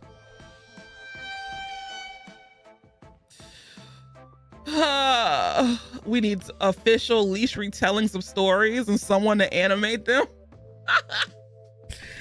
She turns Theo into stone. And so, yeah. Then she runs out of the hall. Yeah, her locks fall off, and it's now snakes. And she's Medusa, the Medusa that we know. And she runs into the garden, and she's crying, and her sisters come, and we find out that her sisters are also Gorgons because Steno cursed Athena out.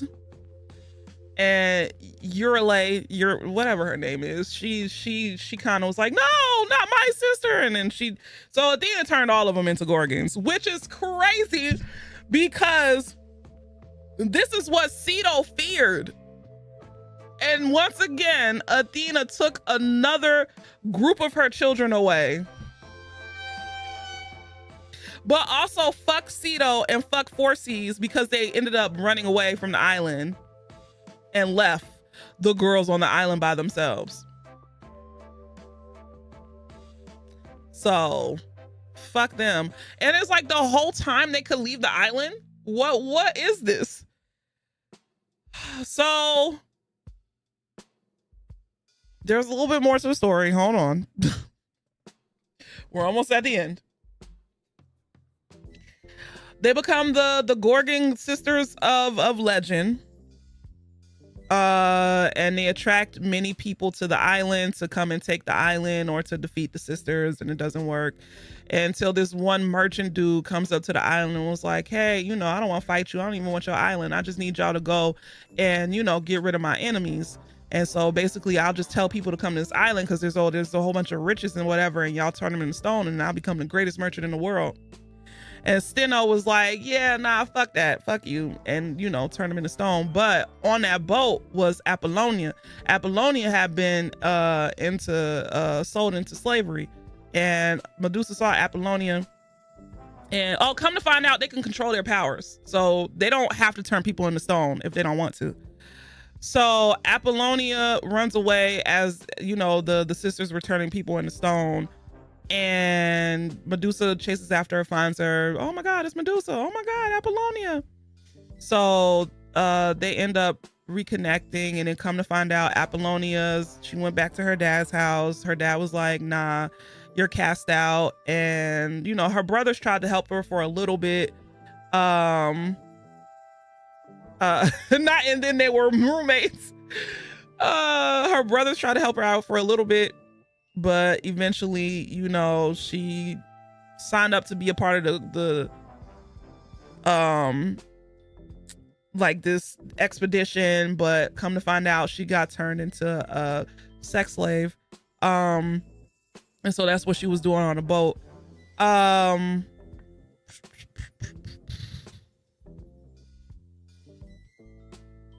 Shit. What am I missing? So they fall in love. And the way she wrote about, because she's 18 at this time, the way she wrote about her and Apollonia's sexual encounter, and how Apollonia made sure to consent and ask if she wanted stuff done or whatever, I was like, oh, you know. So eventually they leave the island because Apollonia's like, is this what you want to do the rest of it? Because, you know, you're mortal. You just want to turn people into stone.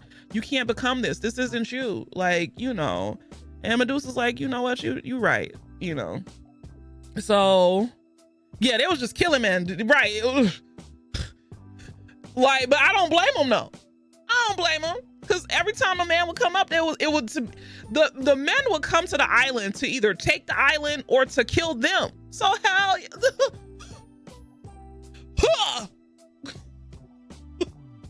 I'll turn them all into stone. So Medusa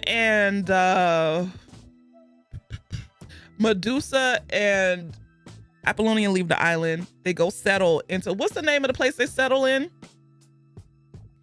They settle in another place. It's not Athens, but it's somewhere on like a coastal type of thing. They kind of, you know, become one with the people there. Cyrene, yeah.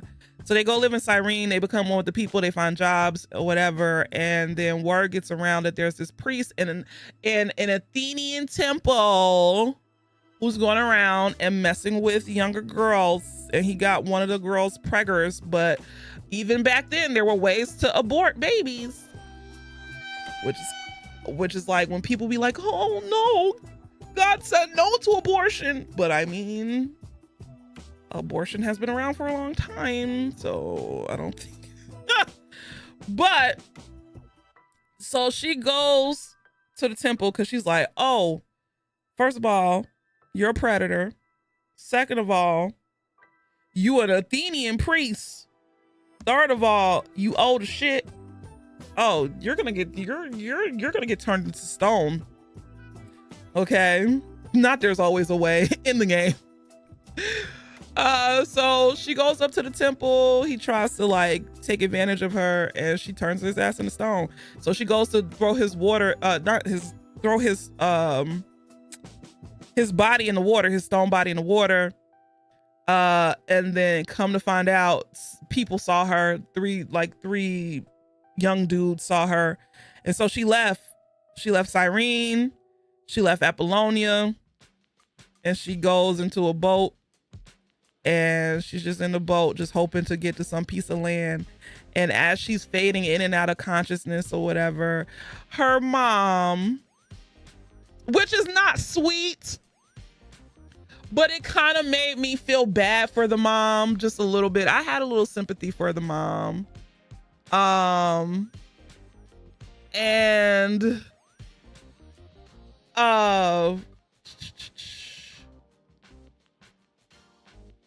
she is seen by a blonde-haired Perseus. Wait, that was Perseus? That wasn't Perseus. Was it Perseus? Oh. Okay. But it was implied.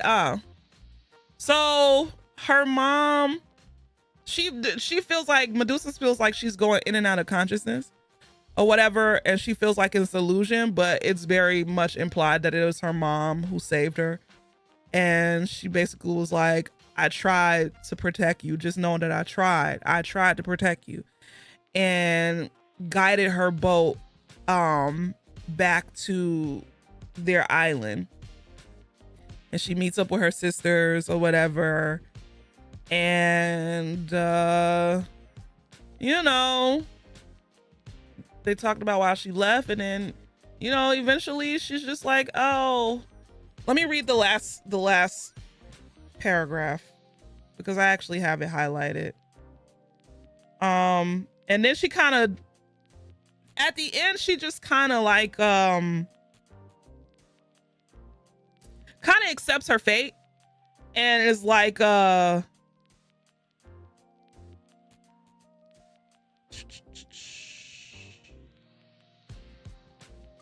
she kind of accepts her fate, and it's just like, you know what, it is what it is. So here's the now I'm gonna read the last page. Y'all ready? I settle into my bed, pulling a warm fleece up to my chin. Around me, the serpents on my head coil and settle, their hisses quieting like the sound of cooling steam. It's a sound I've grown to find soothing, but something interrupts it. Even in the dark, I hear the echo of Athena's words. All your life, you have looked for purpose. I could give you a new purpose. Oh, just to remind you, before this part, Athena comes to visit Medusa on the island again, just to be like, okay, so you're a Gorgon now, you know, you don't have to be here. You can join me again, and you could become a priestess. But you could become, like, basically you could essentially become my weapon. And Medusa's like, no, like, I'm no longer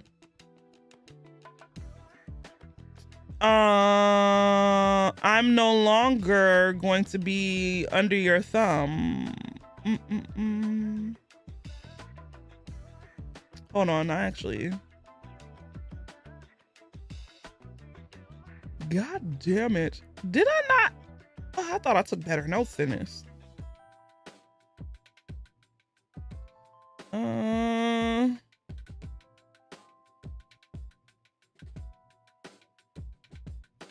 Whatever.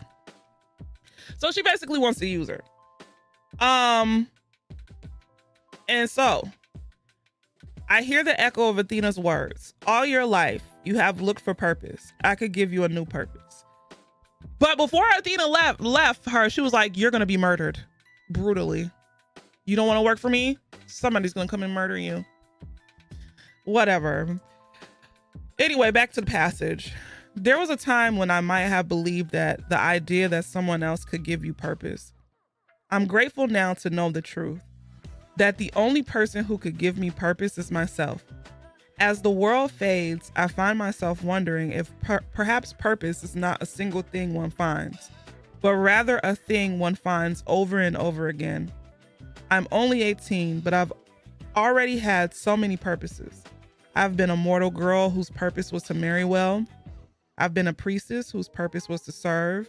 I've been a monster whose purpose was to avenge. I find that I'm excited to learn what my next purpose will be. And that is enough. And immediately, the next page. It's just past dawn when the young woman climbs the steps. Above, the sky blushes pink, the color of the woman's lips. Golden light illuminates her dark brown skin as she approaches her sister's bedchamber, humming a familiar melody that comes from deep in her throat.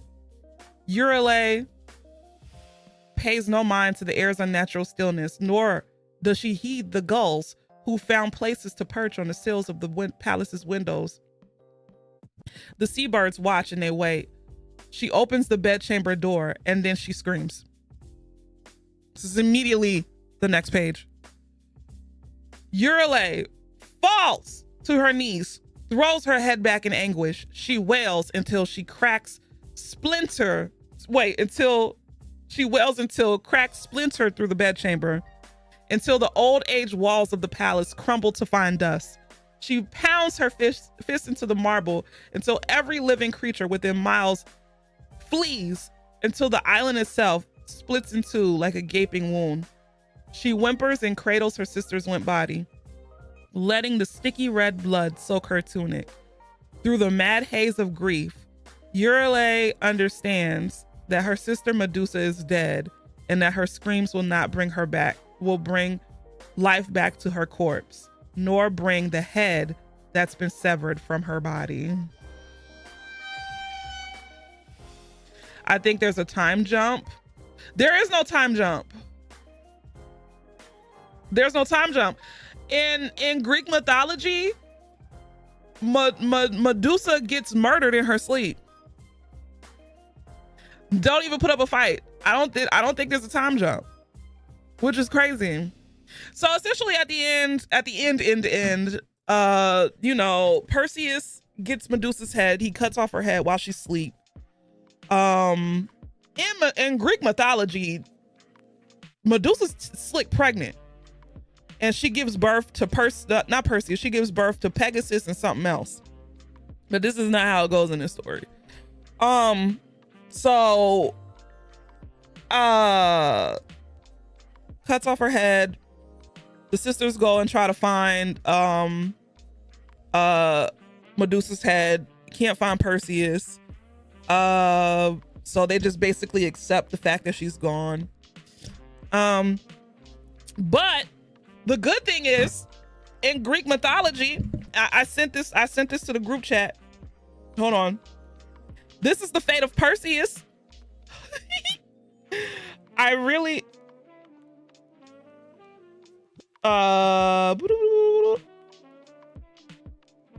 This is the fate of Perseus. Later during the war, he tried to use Medusa's head again, but because he was old and could not see well, the head did not work. Because he thought that it was useless, he turned it towards himself and died. Later, his son Meros burned the head. So dummy. He ended up turning himself into stone. So retribution.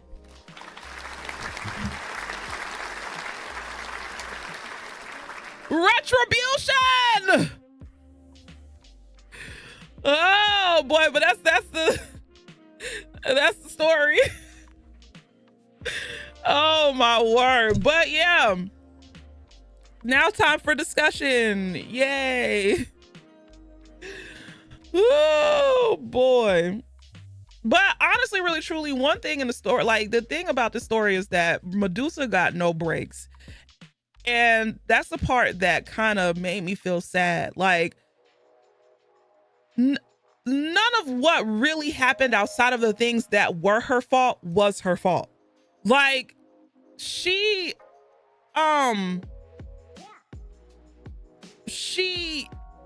was just a child, and so many people took advantage of her, and so many people let her down, and her story was so tragic. Even at the end, after everything that she faced, after all of the heartbreak that she endured, she still had hope, just for the shit to get taken away from her because of the bitch ass gods. because Athena in her pride. Now, mind you, these are the gods that were responsible for her death. The people who basically made it to where Perseus was able to reach that island in the first place.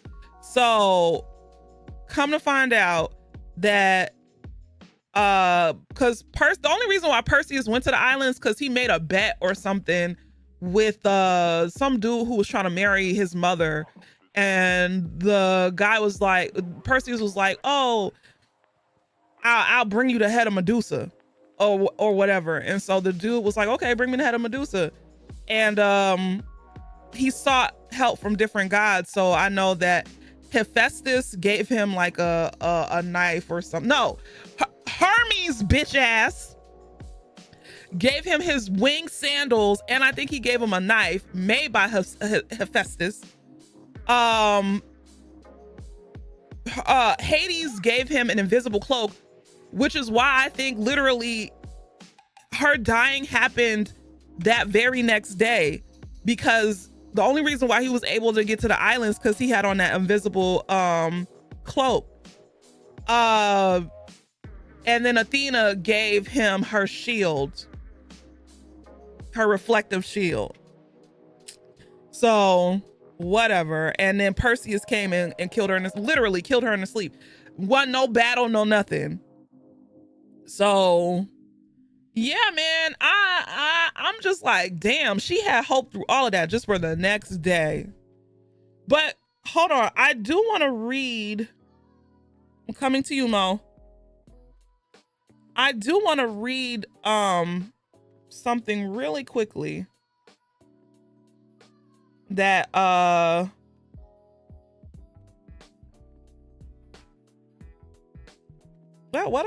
did I highlight this?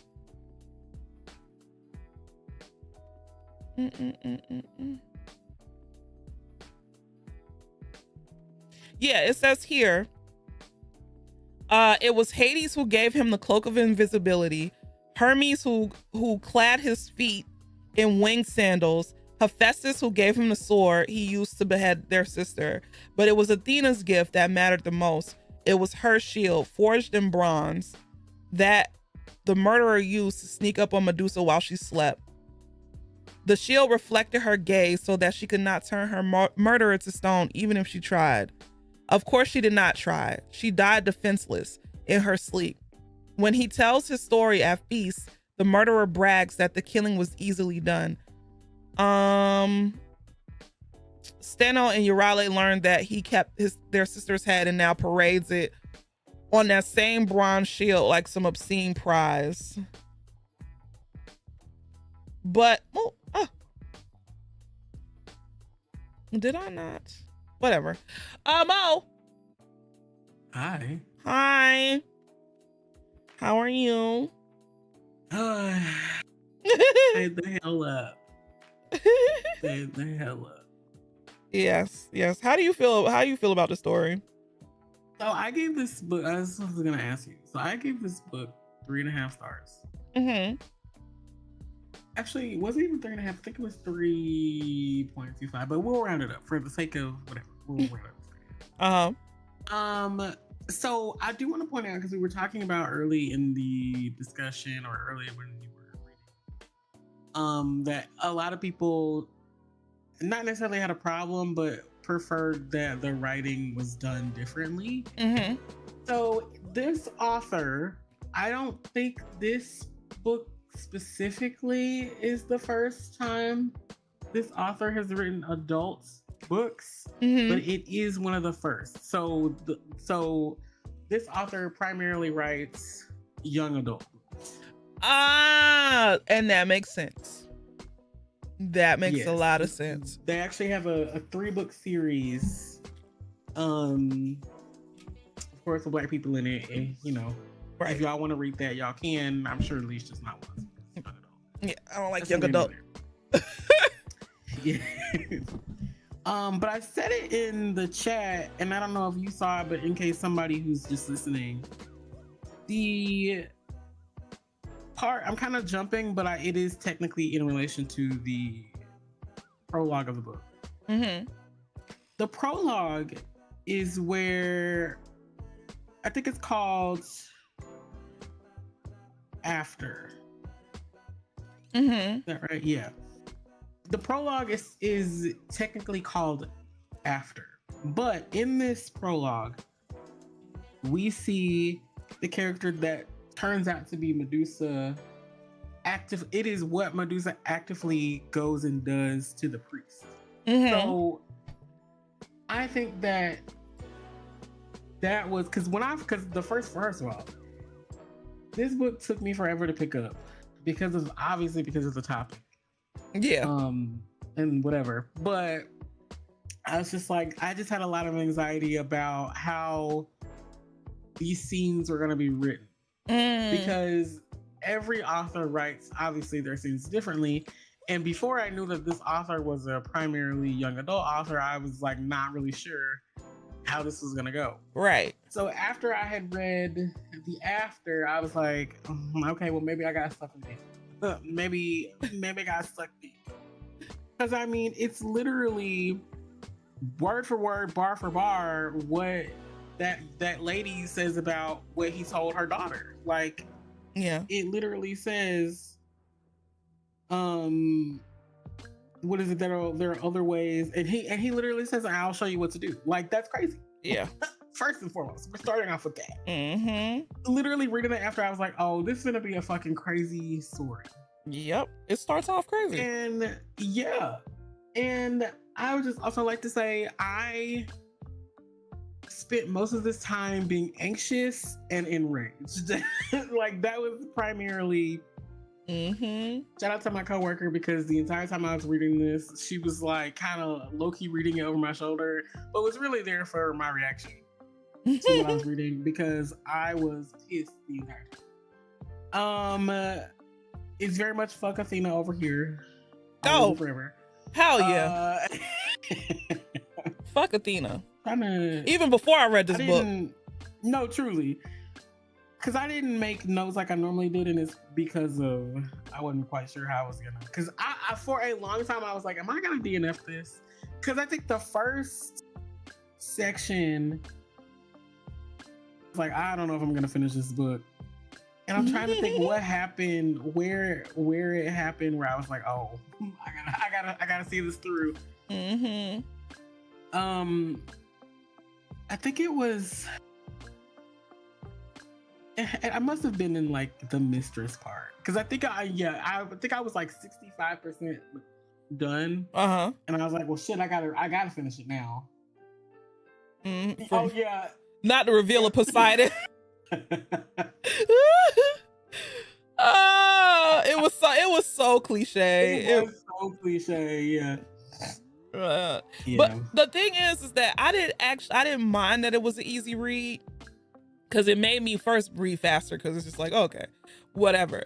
But I genuinely enjoyed the pacing, like, and I did like the way she twisted certain things and took liberty on certain details that weren't true to the actual mythology.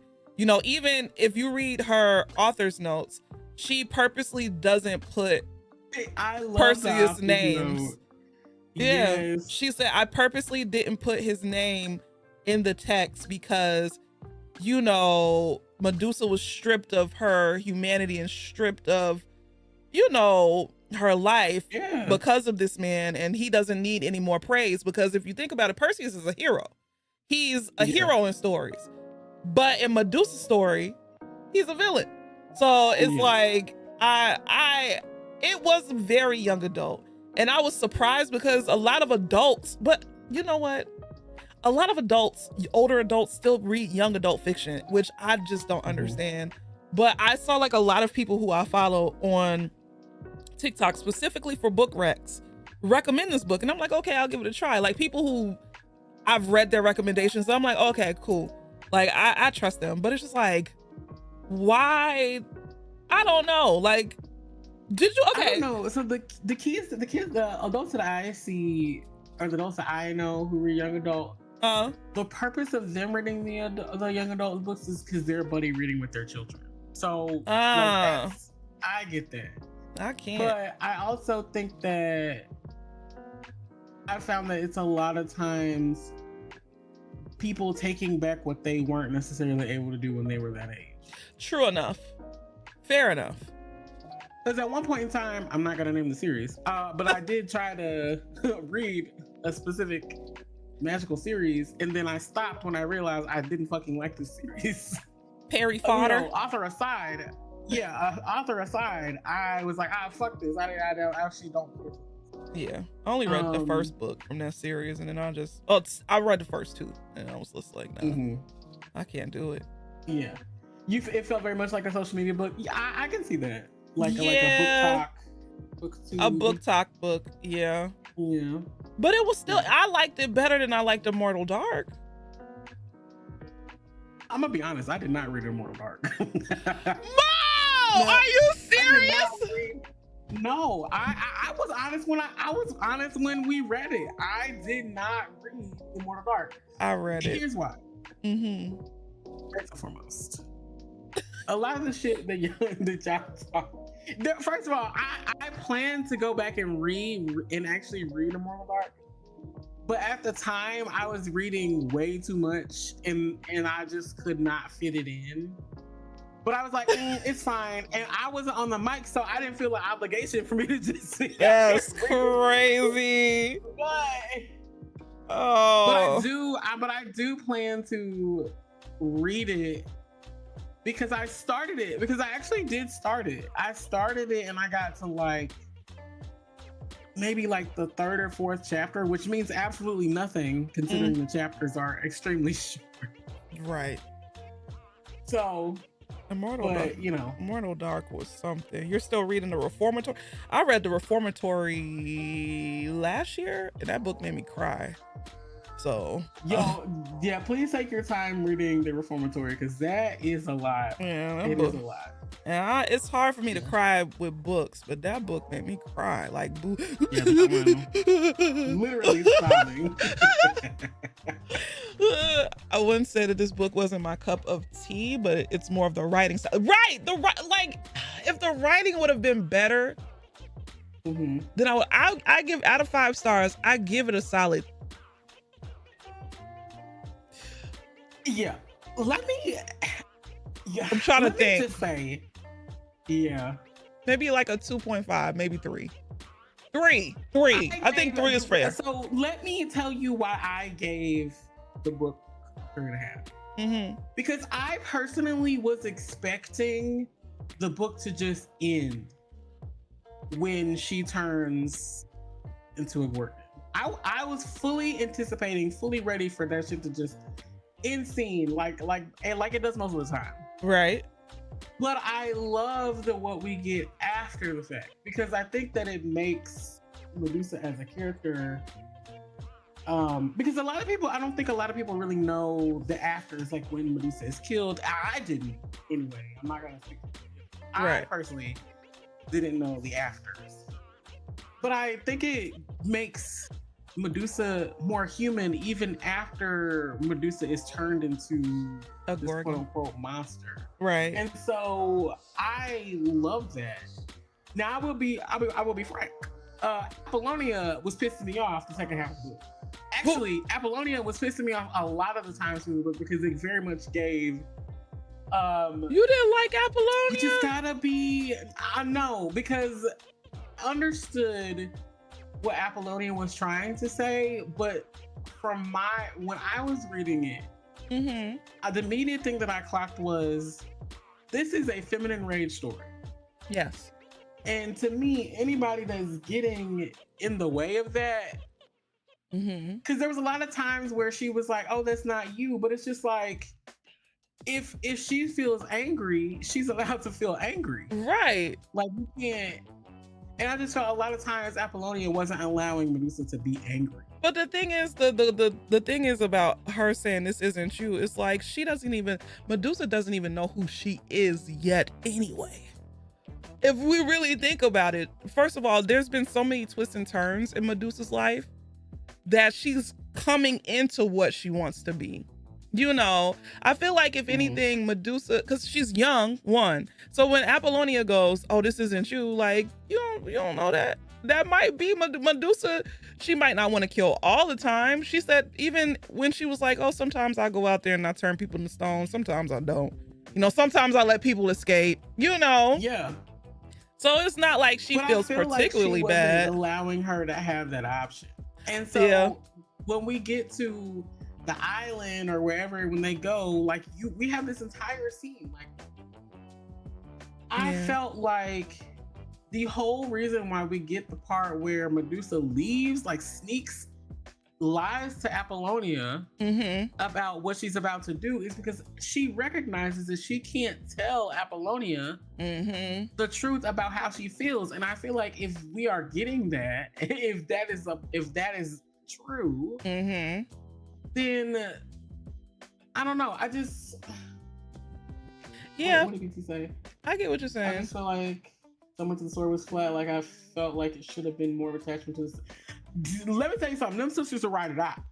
Okay. Yeah. And I actually like that. And I do like the fact that, because in the beginning, we do have a part where we do have this big thing where Medusa is selfish, and she does, while she recognizes it after the fact, she has taken this thing away from her sister. I actually have a note on that.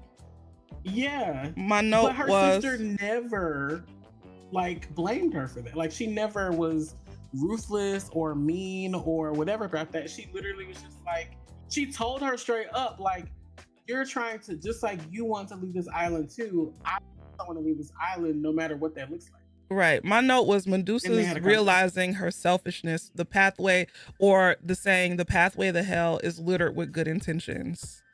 That's what I put on that part, where she basically kind of came to terms with like, damn, what I did was kind of like, this isn't what my sister wanted, but is what I wanted, but damn. So yeah. I feel like that would have been more believable. Like Medi fucked up your Eurale's, whatever her name is, future in her eyes, and she just forgives her the next day. Right. But maybe it's because the sisters are immortal. And it's like, and see, I thought about that a lot. Like I thought about a lot as I was reading this. Some of the emotions that we get and don't get from the characters, is it because they're immortal? Because, you know, we do get that part, and I should have highlighted it when I saw it. It's like the one thing that Poseidon said that I was like, damn.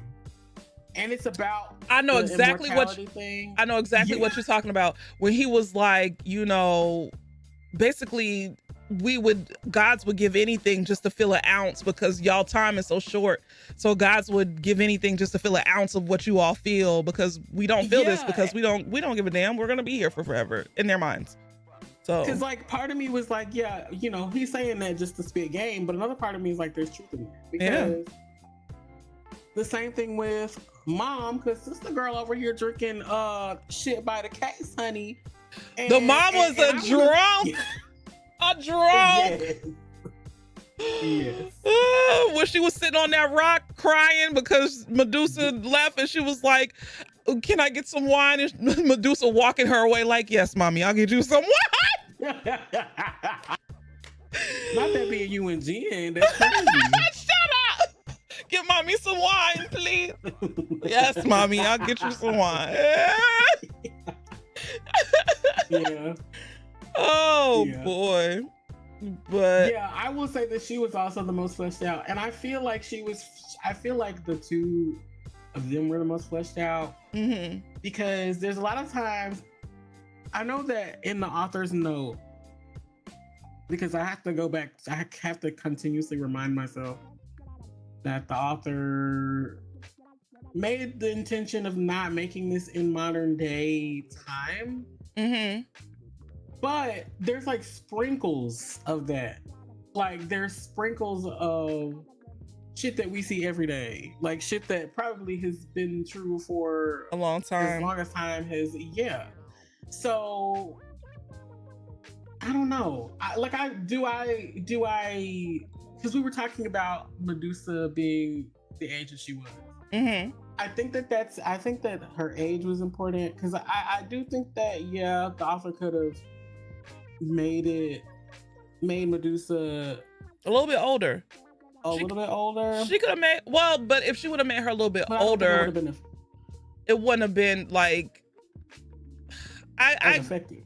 Yeah, because I get what she's saying. If she would have, because I think she did it intentionally, because if she would have made Medusa older, it wouldn't have been as shocking, or like we wouldn't have felt as much when, well, we still would have, because essentially Poseidon did essay her, but yeah, she couldn't have made her that naive, you know? So I want to read, because you read a bit of the author's note in relation to Perseus, but I want to read the author's note, because this author's note like gave a lot of depth, I think, and I was very glad that I read the author's note.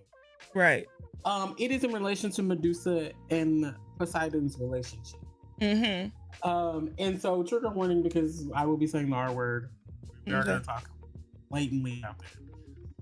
But the author's note says Medusa's relationship with Poseidon also varies in different interpretations of her myth. In some accounts, he does not appear at all. In others, he rapes Medusa, and as a result, she turns into a snake-haired monster as a punishment. There are also iterations of her myth with language that implies the relationship could have been consensual. In this novel, I chose to engage with the often complicated nuances of rape culture, particularly when it involves perpetrators who exploit their victims using a power imbalance. That, I love that, because a lot of the times I feel like if Medusa was older, I don't know that would have hit as on the nail on the head as right. So that's why she made her young. So I get it, but I think the reason why we're saying that the book is lacking a little bit of depth, and it's just like, you know, we wanted more. I feel like this book could have added, if she would have added maybe 200 more pages. I feel like this book should have been the same size as that goddamn Children of Blood and Bone. I have yet to read that, and I need to before the movie come out. I need to read it before the movie come out. But I have it. I just need to read it. I have the physical copy, but I'm not gonna read I'm gonna read it on my phone, because that's crazy. No, because I like to look up words I don't know. And you could just do it in the Kindle app. Girl, you better pop out that book and search the shit up with your phone, even with the hard copy. No, I like being I'm on my phone anyway, so I might as well use it for good.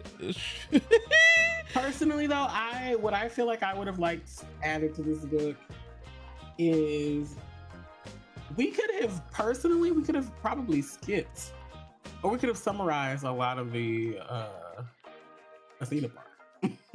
Honestly, really, truly. Speaking of Athena, this is what I wanted to say about this wench, because I noticed that her city, even though she's literally the patron goddess and she is a woman god, the women in her city don't have rights. Not at all. And this is what I wrote in my notes. And I wrote, Athena is the patron goddess of Athens, but women have little to no rights in her city. More reasons why she's a pick-me bitch and I can't stand her ass. This is literally what I wrote in my notes. No, and then there's that whole part where during the third test or the final test, where because we didn't talk about this, where she's disguised as that lady who is chased after by the authorities. And how what's that baby name? The one who didn't get chosen? No, the head priestess. I forget her name. What's that lady name? Anyway, the head priestess, you know, she was talking about how, first of all, game recognized game, because she said, listen, I don't necessarily agree with your methods. Right. But you did what you had to do. And this is basically just off of the heels of Apollonia, you know, literally getting assaulted. So and that's what pissed me off about this part, because I'm like, I'll be damned if you tell me straight to my face that we're supposed to be protecting women who are in need, and you didn't do that for your own fucking acolyte. Exactly. Oh. Exactly. Her. I highlighted the part where Athena said that bullshit ass shit that she said. Athena studies me a moment before answering. It is wrong, she says, and certainly I will speak to Eupraxia, that's the head priestess name, to ensure that the soldiers of this city are reminded about the sanctity of my acolytes and priestesses. But Apollonia has to accept a level of responsibility for what happened to her last night. She voluntarily confessed to Eupraxia that she'd been drinking heavily, that she was in the city alone at night at the time the soldiers found her. Athena shakes her head. She was all but asking for something to happen to her. She put herself in a compromising position. Does that make sense, Medi? Nah, but this part is where I feel like we start to see Medusa sort of say, something ain't quite right with this lady. Right, but she still kind of is like, well, because she's definitely to get out of the situation. But she repeated that same rhetoric to Theo. She said the same thing because this is when the first time she went back. This is before the first time she went back, and she said the same thing to Theo when she was explaining it. Like, oh, Apollonia put herself in that situation, and Theo's like, nah, I don't think I agree with you. Yeah. Shout out to Theo for being the realest nigga in this book. Right. I'll say that. Theo said, listen, I might be a slave and I might be young, but I know that your pussy is for it. And you can't change my mind on that. Athena, just overall, I feel like in most media now, people write Athena as she would be, which is Athena would be a Karen. Even in that game that we played with the musical theater, Athena wasn't the good character either. She in today's times, she would be a villain because she was never a girl's girl.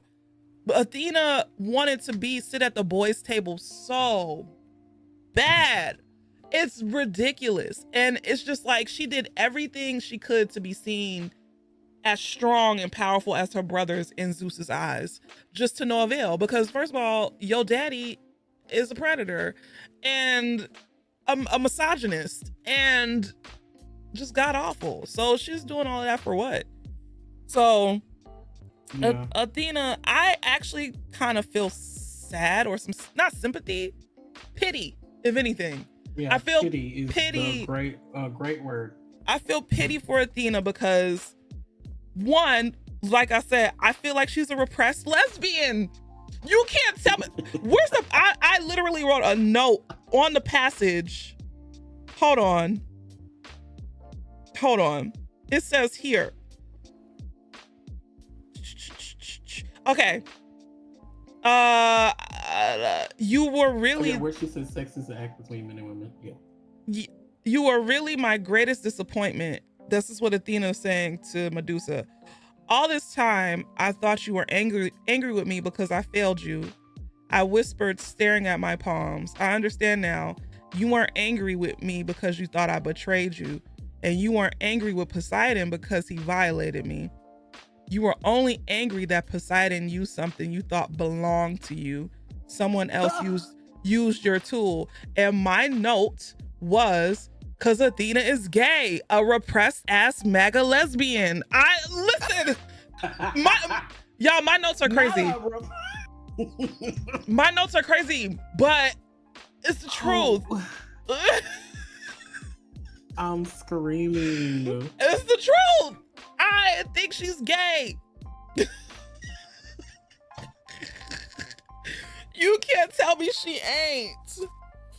That's why does she want to be a virgin to be a virgin? Sure, whatever, but nah, that girl gay. Athena is the type of person that would think like sex between the same genders is nonsense.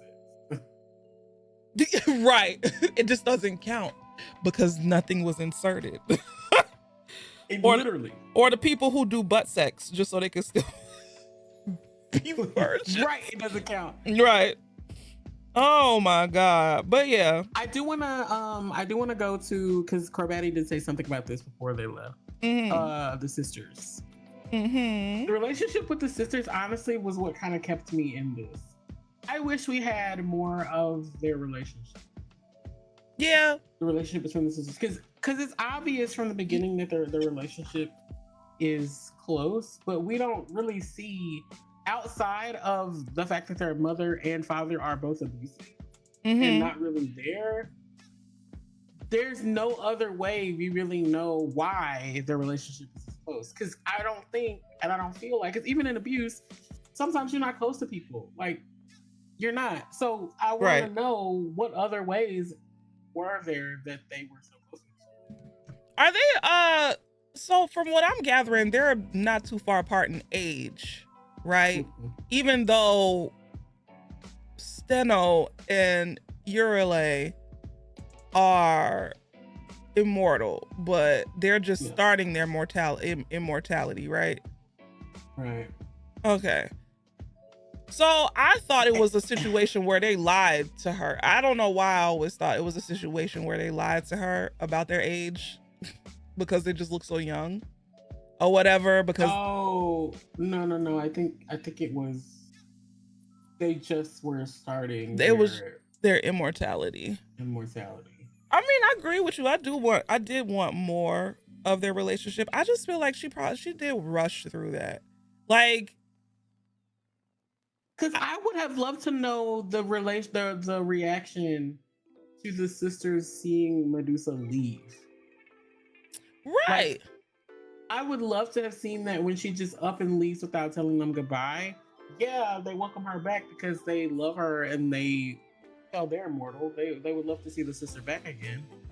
While she's living. But like the reaction to her leaving, I would love to have known that. You know how this book should have been written? It should have been written from different points of view. I would have loved to have this being written by the point of view of the sisters. I want to see the point of view of the mom, the point of view of Athena getting to the villain's head, the point of view of the sisters, both of them. Right. I just want the point of view of the women. So the point of view of Medusa, the point of view of Medusa, the point of view of Apollonia, the point of view of Athena, the mom, and the sisters. I think that would have, because it's like everything is coming through Athena's eyes, not Athena, Medusa's eyes. So if we would have gotten like a full story, because if it would have been the point of view of the mom, we could have got the full story of everything, like a detailed story about like how they've fallen so far and the kids leaving and the relationship with the dad and things like that. If we would have got the point of view from Athena, how she's a repressed lesbian, just kidding, but no, how she's how she reacts to learning about all these things Medusa can do, that and like what her thought process is as far as, oh, this is the person I can use, and the relationship with the men in her life and why she is the way that she is, and how does it feel to be a goddess who needs to be praised in order to keep living.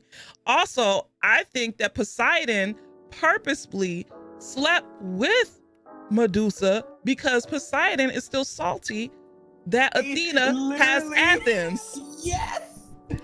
So he took it upon himself to sleep with and it's like, oh, I'm not just gonna sleep with any random mortal. No. Yeah. I'm gonna sleep with the mortal that you personally picked out. And then on top of that, she's part of my sea court. So she got immortal appear. Oh, that shit was what Poseidon did was personal. And I think he slights Athena any little chance he could get or whatever. Because even when he was talking, remember they were walking in the city and he was like, this is a beautiful city, isn't it? But this was before I think this was before. Yeah, I think this was before he showed who he truly was. I think he was still in a disguise, but he was like, it's a beautiful city, or he might have not been. So I think, he would. Medusa was nothing but a pawn. which is crazy. It's a forever game for them. Right. Which is like wild and out of this world. But in the end, guess what happens? They all disappear because did you like that part of the story where it essentially shows that God's the sisters are still the sisters are still alive because they were just, but gods are only as powerful as the power that we give them. So that's what I'm saying. Like when it comes to like the old gods, I think of the old gods as, the regional gods. The original primordial, like they're harsh, they're not forgiving, but they won't play with you either, like the Olympians. And this is what I was, one of the things, first of all, to answer your question, I did like that because it made me think about another book that I started. I didn't get to finish it, but I plan to go back and read it. And it's supposed to be, some of you might have read it already, or maybe you've read the early copy, like a review copy of it. But it is supposed to be, it's called Year of the Myrrh. Never heard of it. The fact that I'm blanking. The author's name is sending me. Hold on.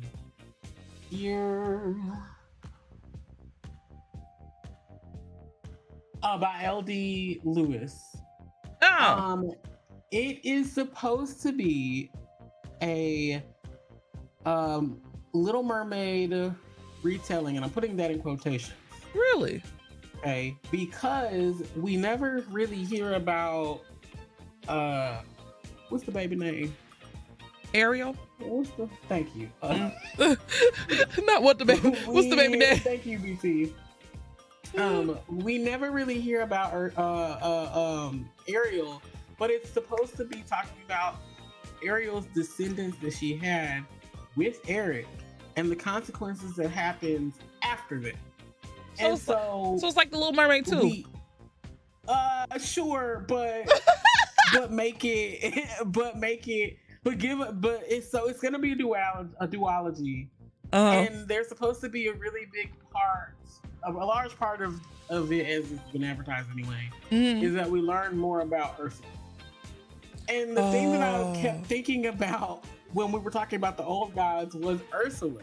Yeah. Because I was like, I bet you Ursula was up in there. Yeah.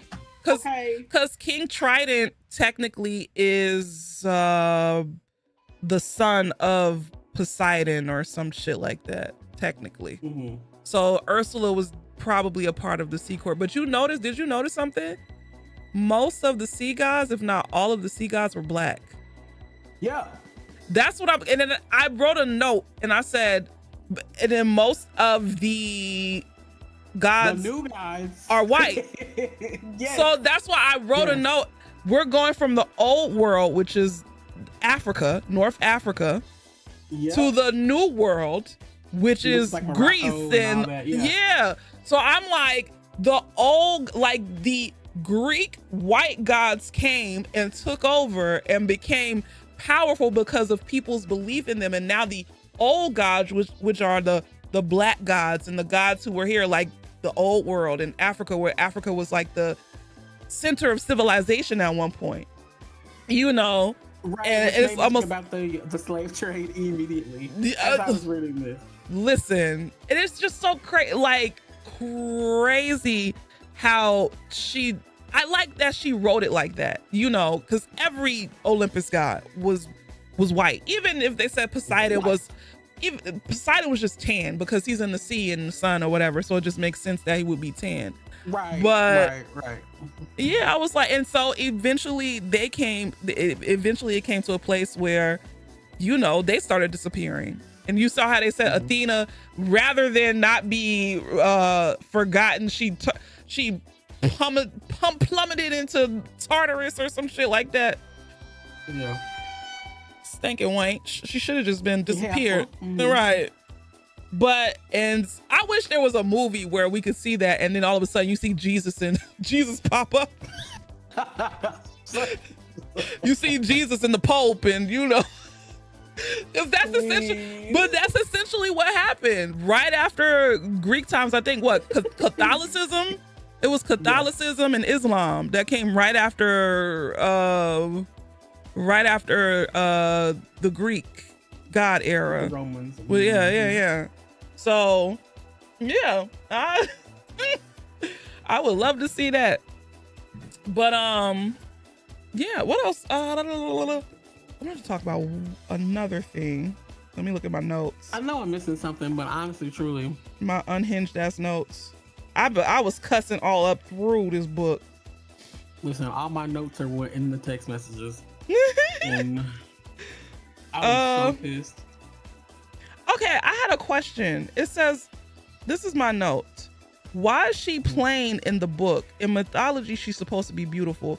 She doesn't. It's crazy because up until she's always described as plain up until maybe that second time she went back home. Yeah, because when she look at herself in the mirror. Mm-hmm.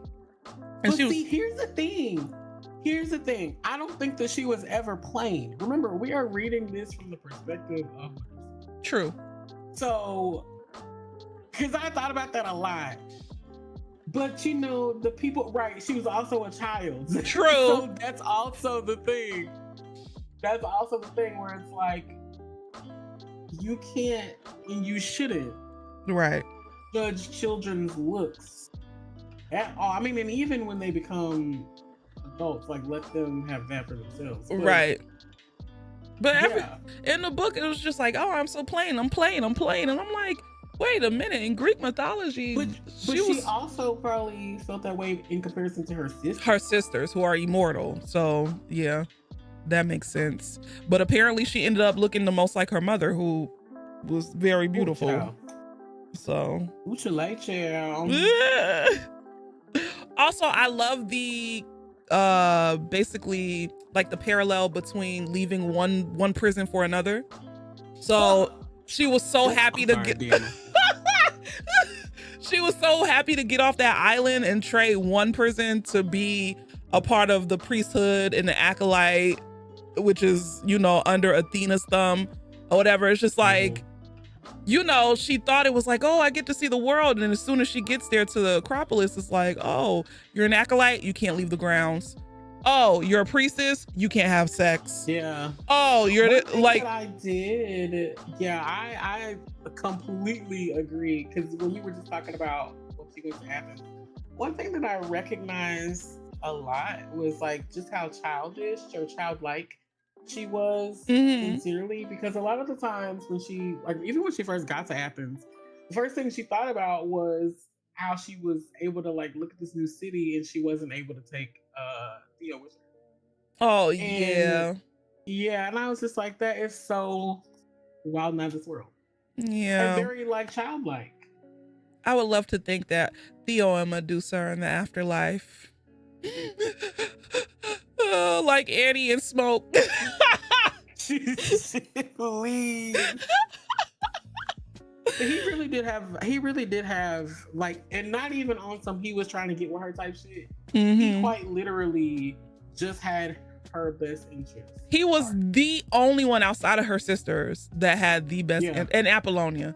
Apollonia did have her best interest. Yeah. I'm sorry. I also like the fact that she didn't ship them.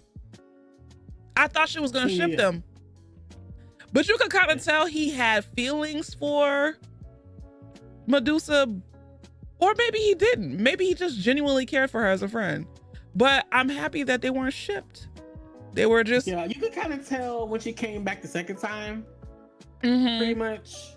Very much so. Yeah. But yeah, I also did not foresee the whole Apollonia storyline. I was not prepared. I was, as soon as they held hands and their hearts started beating fast. I said, oh, they homosexual. Well, like that part, I knew that like there was interest there, but I didn't know what we were gonna get a fleshed out bit where they lived together. Once she came back, I said, oh yeah, I already know what time it is. I said, yeah. Like when she at that point I knew. Yeah. But before I was like, oh, okay. Lesbians. Yeah, that's what I mean. Like the way that she abandoned Apollonia. And also I need to find that part. Because there was a part that troubles me. What? With the Apollonia thing. This is like right before. Can I find it? She didn't abandon her ass. She could have. I get why she did what she did, but damn, she could have lived happily ever after. Or maybe not, because Athena was gonna comfort that ass either way. There was, and that's that. And you want to know what? That's the sad part about it. There was never gonna be a happily ever after for Medusa after the Poseidon incident, which is crazy. Honestly, there was never gonna be a happily ever after for Medusa once she was noticed by Poseidon or noticed by the gods. Period. Yeah. So it's the beginning of chapter 34. This is where Apollonia is cooking dinner. This is like right after they found out about the priest who is being a pervert, who has gotten the girl pregnant. And where is it? Apollonia is literally just making small talk. Talking about she's got to go to the market. She used the last of the eggs. But she's like, legitimately, Medusa is not in this conversation. She's making non-committal sounds. She's carving something. She's been carving a little creature. Where's that? Amphitrite knew that as soon as Medusa caught Poseidon's eye, that Medusa was doing. You think so? I thought Amphitrite was disconnected. I thought Amphitrite was just like, ugh, whatever. I think she was disconnected, but I do think that she was disconnected because she knew what was going to happen. Yeah. Fair enough. Because it happens every damn time. Right. Yeah. Poseidon gonna get what he want, unfortunately. Yeah. This is where Medusa has slipped that powder into the drink. Oh, okay. And Apollonia is talking about how dinner is ready, and literally Medusa is like trying her best to get Apollonia to drink the drink, or is trying to whatever. And literally Apollonia is like, "Are you sure you're all right?" And like, let me just read it. Let me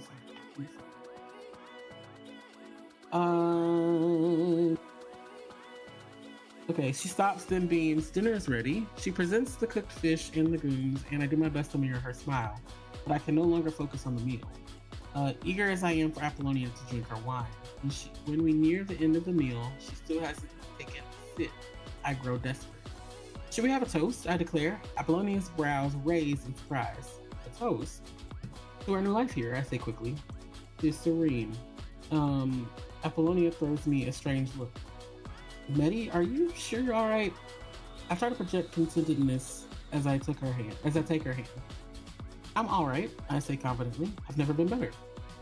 Apollonia still doesn't seem convinced. And you're sure there's nothing on your mind? She asks. Nothing you want to tell me? I look directly into her eyes. No, I say lightly. Nothing. She returns my gaze before picking up the goblet, and for a moment I think I catch something like disappointment in her face. Then she raises the goblet to me and downs it in a content. It downs its contents in one gulp. That part is a part that has bothered me, simply for the fact that what is the disappointment? Like, what is Apollonia disappointed about? Is she disappointed about the fact that she knows? I think that Medusa is gonna do what she's gonna do, or is she disappointed at the fact that Medusa is refusing to tell her? I think it's a little bit of both. I think she knows Medusa well enough to know that there's gonna probably be no stopping her once she has her mind set on something, because she's always been like that, you know, since they met. Like, once she gets her mind on something, there's no stopping her. And then two, she kind of knows she ain't gonna be honest. She's not gonna be honest about it, and she's I don't know. She's not giving her. I guess it's like Apollonia is like, she's not giving her a chance to talk her out of it too. So something we didn't talk about is Medusa's relationship with power. Oh yes. I mean, she chooses the power over any relationship she's had. Yeah, because she even said in the book, I'll never be weak again. I'll never be vulnerable like that again. So, I feel like that's such a side effect of like the things that happen. Yeah, that's Medusa's flaw. Her relationship with power, and of course her naivety. But that's everybody's naive when they're young. But yeah, that's right. But the fact that her relationship with power and her need, it's almost like that. It's almost like don't go chasing waterfalls. Even though I do believe that people should be adventurous and should like do the things, I just think that she just wasn't prepared, And honestly, it's not her fault because she was a baby. If anything, I'm blaming her parents, because not even her sisters, because they were young too. But I think Medusa was going to be a problem either way, even without the gods looking at her or whatever. I think Medusa would have ended up in some bullshit regard. She would have tried to leave that island through hell and high water and ended up on some bullshit. So I think her fate was sealed regardless whether or not, because she was so, and that's why I like the book, because she was likable. And she pissed me off from time to time, but she was such a likable character because she was written in a way that's how young people act. Because I even had times where I was like, ooh, this struck a nerve. But that's literally how young people act. Like, they just don't, and they think they know, but they just don't. So when do you think Medusa's fate was sealed? Was it Mahir? I think Medusa's fate was sealed when she caught eyes with Poseidon at the ball in the beginning. And she talked to Amphitrite. Honestly, and I also think it's when she saw Poseidon busting somebody down in the garden. That's such a terrible way to describe sex.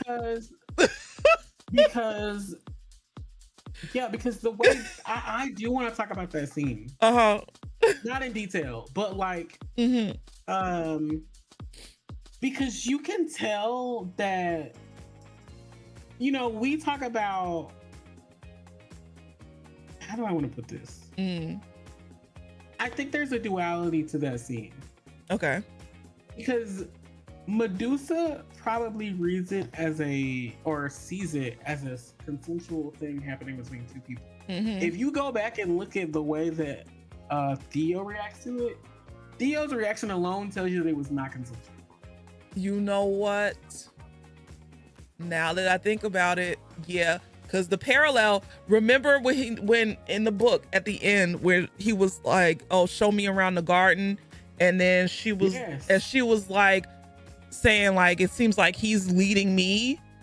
What if? Yes, that's his game. What if that happened in the same spot? I also think that part, I think that Medusa and Theo seeing Poseidon was not, I don't think that was by happenstance. I think that was planned.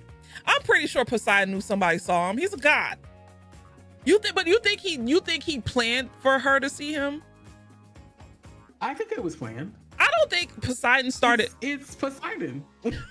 I think Poseidon was watching them the entire time from the moment that Poseidon saw her initially. Poseidon, since that moment, has been watching. I think Poseidon really took interest in Medusa when she got to Athens. I don't think he really was looking at her like that. But once she got to Athens and he knew that he could fuck with Athena, I think he really has beef with Athena because of Athens.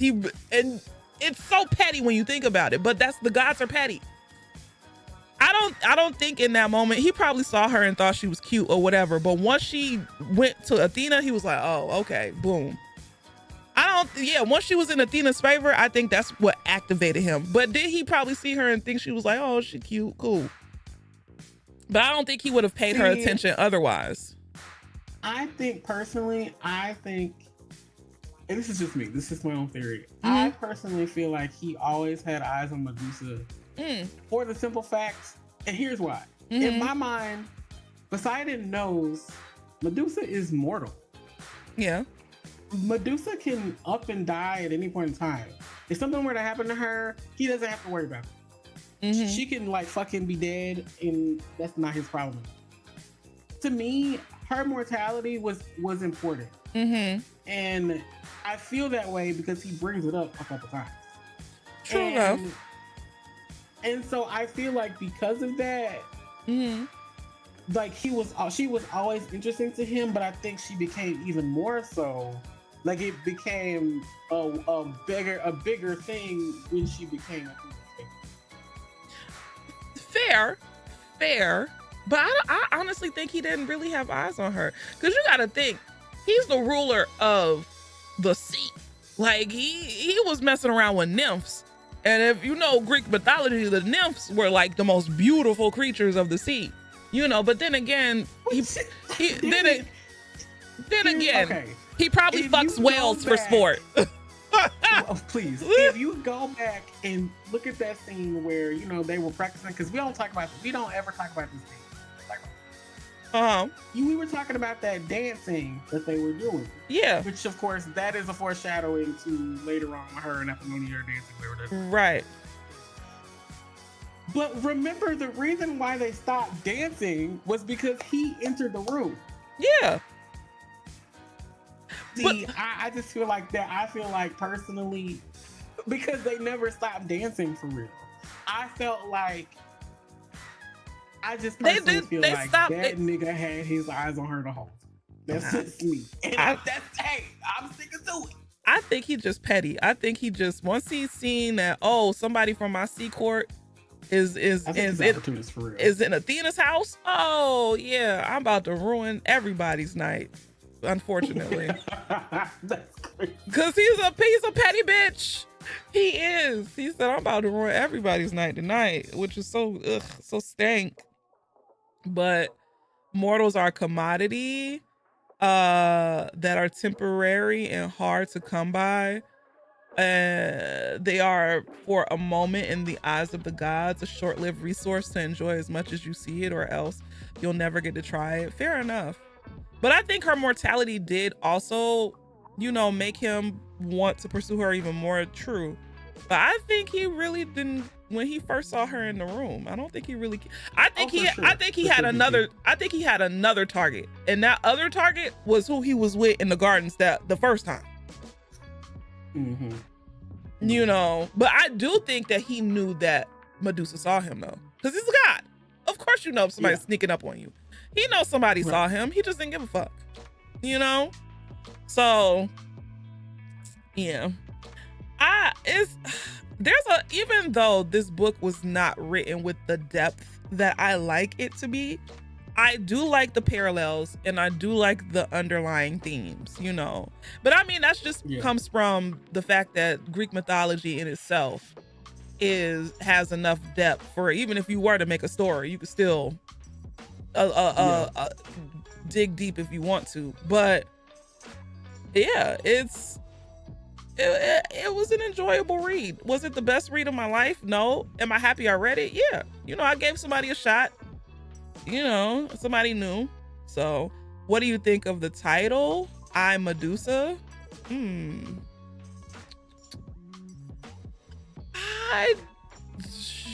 I like, it's a deep title too.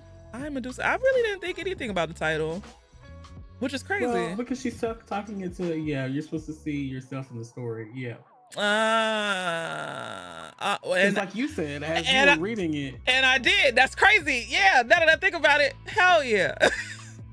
Cause I think that fits too, because there were a lot of times where I was not, like, I know a lot of y'all are talking about how y'all were like sad or whatever. I was angry.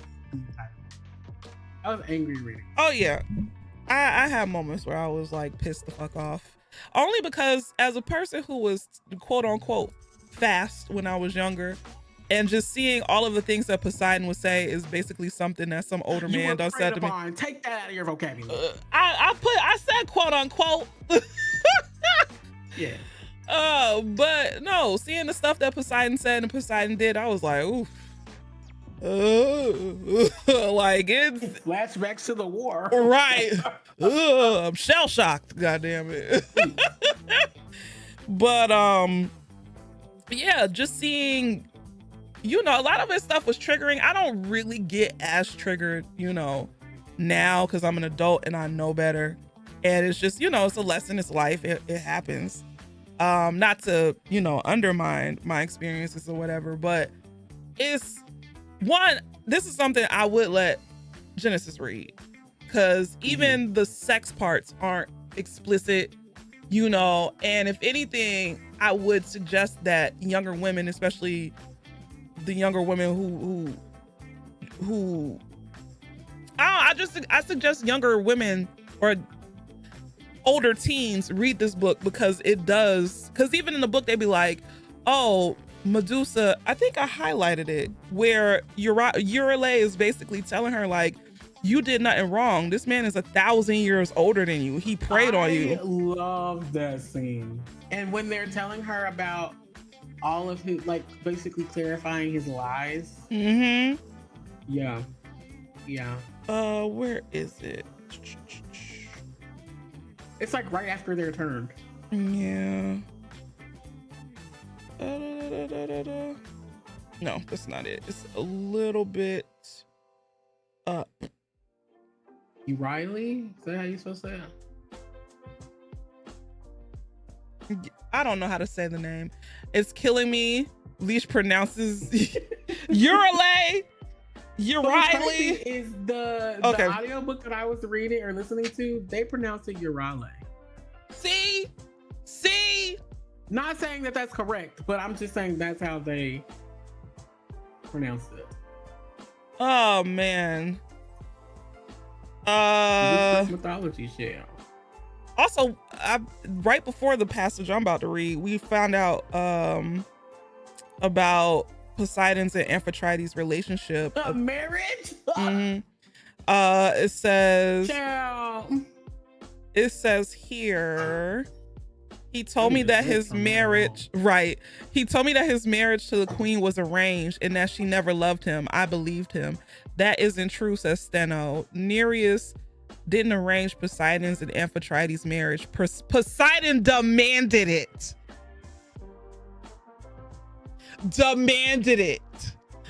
Mother told us about it once. Poseidon found Amphitrite beautiful, but she did not feel the same way. He chased her across the sea until she finally was convinced to marry him. Of course, once she learned to love him, his attention waned. He has never been faithful to her. It's why she hates him so. Oh my God, today. Just like a man. And so Medusa goes, there were all the signs in the world, but I didn't see them because I didn't want to. I shake my head. I can't believe I was so stupid. And Steno goes, no, not stupid. Medi, I need you to understand something, says Euryle, whatever her name is. Euryle, yeah. What Poseidon did, it wasn't random. He orchestrated every encounter. He knew exactly what strings to pull, what words to say, because he is old and you are young, and because he knew he could take advantage of you. That is not your fault. Period. So if I could snap through the snaps. Oh boy, but he is old, and not only just old, like thousands of years old. Ancient. Ancient as fuck. It's not the younger person to know right from wrong. It's the older person. Exactly. Because you've been on this earth longer. You've learned more lessons. There's a power imbalance. Decades. Right. Like, there's no reason for no 60-year-old, 70-year-old to be with a 20-something-year-old. Get out of here. Now, I do say there's an age where as you can date older and it's not weird. I say anything over 30, 35. We're good. Anything over 30, you're good. Because 30-year-olds, you know, your brain's developed a little bit, you know. But anything under that, and you dating somebody 60, shit. Hell no. ADHD, or if you're neurodivergent, shoot for 35. Right. But anyway. But yeah, man. I don't know, man. This book, I give it a 3, even though I want to give it a 2.5. But I give it a 3. You know, Medusa is just such a tragic character. And I feel, for a fictional character, I feel so bad for her. Like, I have so much empathy for her as a character, even in Greek mythology, because she didn't ask for none of that shit to happen. She was taken advantage of, you know, she was preyed upon, she was groomed. She eventually got assaulted. And the person who she turned to in her time of need was a bitch who casted her aside for something that wasn't even her fucking fault. It's not even like she got, you know, assaulted by a random ass, a regular mortal man either. There was literally nothing that she could do in that instance. You know, at least with a mortal man, you could shank his ass and he dies. There was nothing she could do to save her from Poseidon, which is crazy work. The true villain of the story is power imbalance. Power imbalances, predatory ass old people in both forms, because if we really look at it, Athena was also a predator. Yes. Just in a different way. Was it sexually? Yeah. No, but she wanted to use Medusa on multiple occasions. She sure did. Like, even after she turned her into a Gorgon. Even after you turned her into a freaking monster, and now you want to use her again? Oh my God. Athena is god awful. And you want to know what Athena reminds me of? Athena reminds me of those people just because they don't hit you or they don't assault you, but they torment you in other ways. But it's, I don't hit you, I don't assault you. You know, like those sneaky abusers. They get in your mental mind. So Athena had the nerve to send Perseus to kill Medusa. They all used Medusa for a tool. Phorcys wanted to get in the Sea Court's favor. Poseidon, Athena. Do you think Ceto was using? I think Ceto was too drunk to use anybody. Oh, for sure. I also want to talk about how Ceto, even in her abuse and even in her drunkenness, is a pillar of grief. Oh yeah, that's why she drank so much. Yes. Yeah, hurt people. She was hurt. Going from one of the most revered sea goddesses to getting overthrown. These new people come in, and not only do they come in, they steal your children and use them as their weapons. You know, and you have more children. Your ass husband is, and you know what? Bootlicking. This is what I went to say earlier. This is what I went to say. She definitely gives, and when I say what I'm about to say, I'm taking away the part of the abusive part, because obviously not all Black women are like this. But this is very true for Black women specifically, because Black women will have nurtured and mothered and given birth to beautiful children, have them taken away, whatever that looks like, whether that looks like physically taken away or have parts of them taken away culturally, ethnically, whatever. And then their partners that they're with are bootlicking. I'm looking at ancient as Black men who champion themselves for white people. And so literally as I was reading this, I was like, she is literally and like there's that part where she kept saying, where she brought Medusa back to the island and she said, like, I tried to keep you safe. Like that probably to me was the most profound part of this book. Yeah. For me personally. Yeah. Because even after she was cloaked in grief and like had the shit beaten out of her, like she still, even the children who were never physically on the island with her, she still tried to do her best for her children, even if she fell short many times doing it. Yeah, definitely. I think had it not been for her grief, she would have been a great mother, a fierce mother. Absolutely. Yeah. Absolutely. And that scene, and we never talked about this, but my favorite scene of this book is literally the scene between Medusa and her right before Medusa leaves. Oh, to go back in the bed. Yes. No. To go the first time. Yeah. Yes. Mm-hmm. Yes. Oh, I feel it's crazy because she's one of those characters that you kind of don't want to feel sympathy for because of the fact that she's abusive to her daughters, but at the same time, it's just one of those things where it's just like, damn, you didn't stand a chance. And it sucks she's because a tragic character. She has so much depth. Yeah, that's why I like her as a character, because she has so much depth. Yeah. And you want to know what's so crazy is that in Greek mythology, what ends up happening, how Perseus is able to find Medusa in that island, is because he goes to the Medusa and the Gorgons, their older sisters. It's three girls who share an eye, and their parents are Phorcys and Ceto. And in order for Perseus to get to the island, he steals their eye and was like, I'll give your eye back if you tell me where Medusa is. And so they have to tell him where Medusa is so they could get their eye back. So her older children are directly involved with the death of one of her other kids, which is crazy. The gray? Nah, it's not the Fates. The Fates and the Gray, they kind of, some people mix them together. I know Hercules does it, but I think they're different. But nah, not the Fates, but the Gray E-I-E, whatever, E-I-E-I-O. But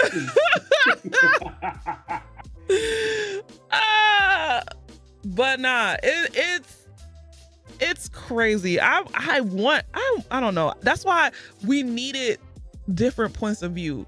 If we would have had a chapter with Ceto, a couple of chapters with Ceto, man, where she's the person talking. Because do we know how Ceto and Phorcys become together? Do we know that? I think they are the children, because everybody brother and sister. They all hunching their brothers and sister in this story. Right. Just like Zeus and Hera, brother and sister. But Ceto and Phorcys are also brother and sister, and they come from, I think, Gaia and somebody else. I forget the other god. And so they just been together since they could fornicate. And Pontus. Yeah, Gaia and Pontus. Yeah, the earth and the sea. Yeah. So, they're so just. You mean to tell me they siblings related, and their ancient ass nigga is still beating up on her? Yeah. And you know what? Yep. And that's Greek mythology for you. I wonder how much was incest really a thing back then? Because why is there so much incest in these stories? Everybody keep the bloodline pure, leash. Damn it! If racism does not teach you shit, let it teach you the bloodline gotta be pure. Ugh, I don't want it to be that pure. There's no way. Phorcys and Ceto also birthed Cilia. Who's that? Cilia? It was a thing. It's a monster that that baby name? The Cerberus?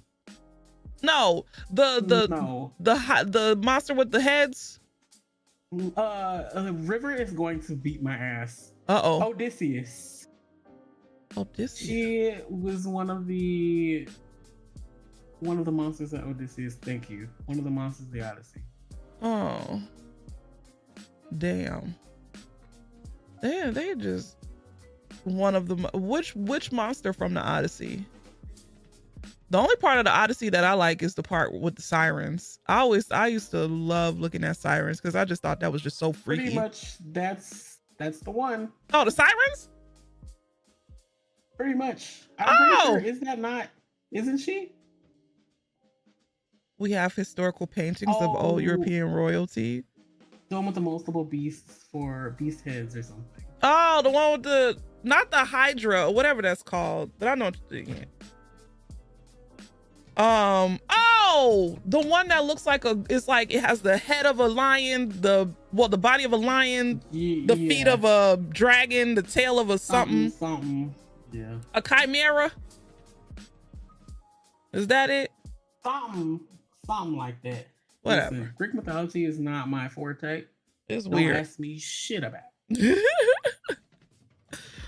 I think that was it on my end. I don't have anything else. This. So what we read next? I actually don't know.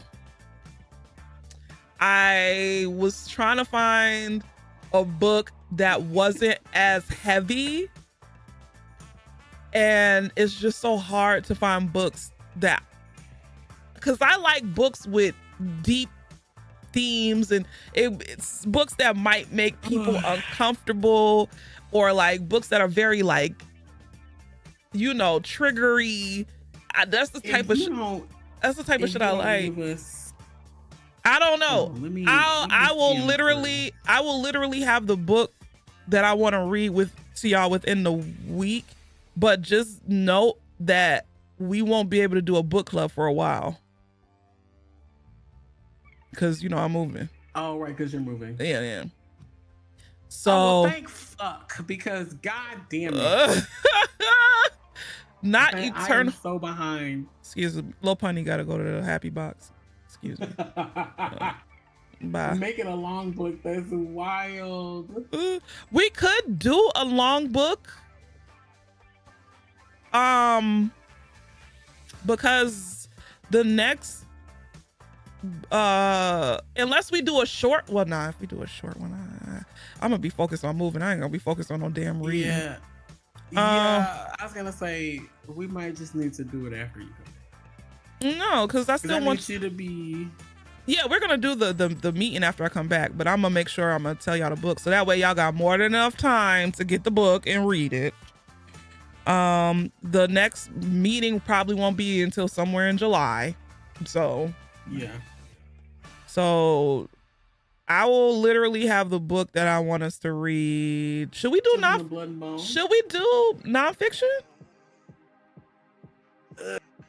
You're not in the mood. We gotta do at least one nonfiction this year. It doesn't have to be now because it's summertime. God damn it. We have to do nonfiction. I don't know. I'll figure it out, but we gotta do one nonfiction.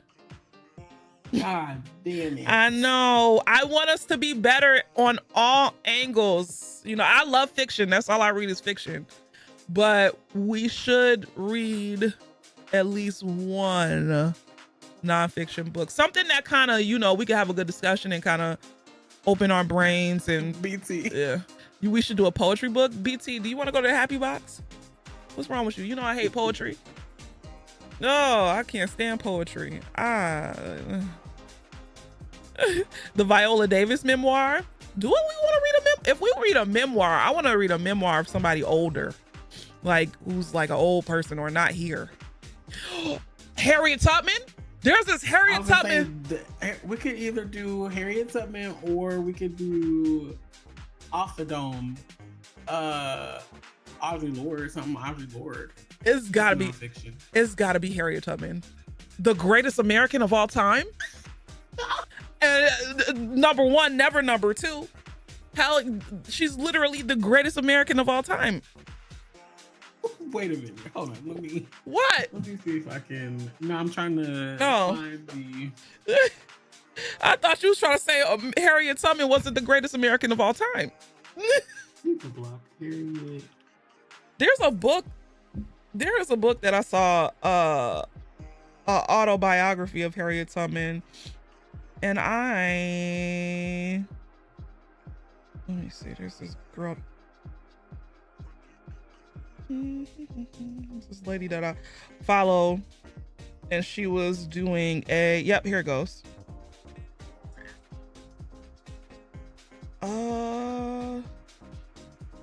I've read that same book. Oh my God, what's the name of the book?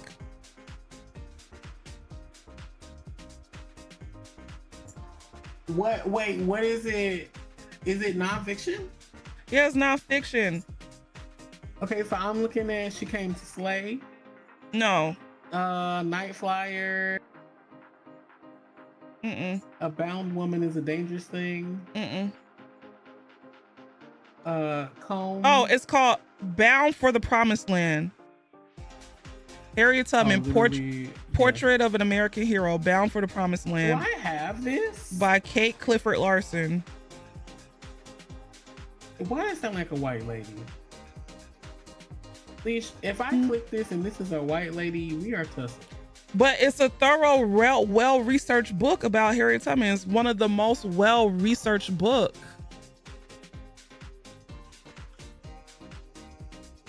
It's the most well-researched book. It might be about white women, but sometimes white women do good things.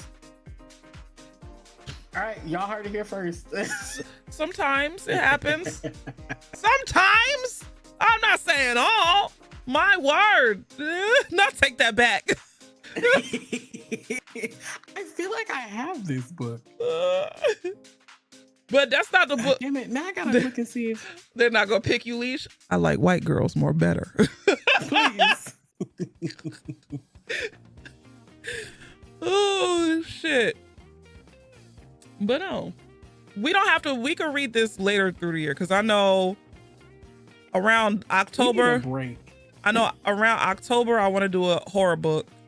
So honestly, this could be our end of the year read. End of the year book. Yeah. I think that it should be. Yeah. So Harriet Tubman, y'all write it down. Use it in a sentence. Harriet. The greatest American of all time. Harriet Tubman.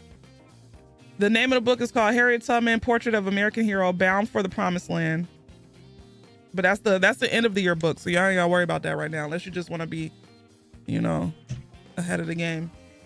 A good book by a white woman is At the Dark End of the Street.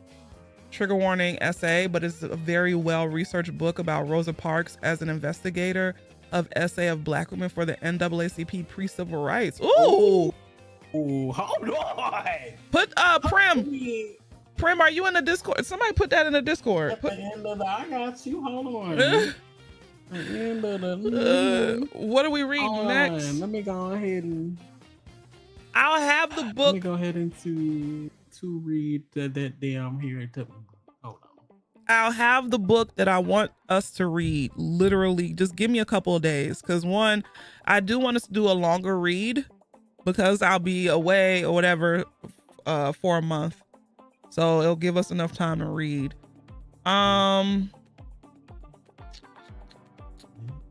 Honestly, I kind of want to reread a series that I already read, but nah. God damn it. Well, I mean, did you read the first book of the Blood and Bone thing series? I don't want to read that just yet. I don't know why. Well, I'm just gonna. Well, fuck me then. I'm just gonna. I don't know why. Mo, don't do this to me. No, it's fine, because I literally have a book called A Murder Most Camp by I can say this baby last name, by Nicholas. Do y'all want to read Children of Dita Menzio? Do y'all want to read Children of Blood and Bone? If that's what y'all want to read, I'll read it. I have the book. No, we're not doing this. We are not doing this. Because what we not gonna do is you read this fucking book and you come up to the book club talking about something you hated this fucking book and you gonna blame me. I'm not gonna hate it. I'm not gonna hate it. Apparently the author is a really good story builder. I mean, a world builder. I'm sorry. I mean, apparently, allegedly, that's what the girlies are saying. If y'all want to read Children of Blood and Bone, we could do that. I hated this book, so y'all can't choose books, and y'all haven't chosen a book since. That's crazy. No, BT, but seriously, BT was the only one who got it right. Yeah.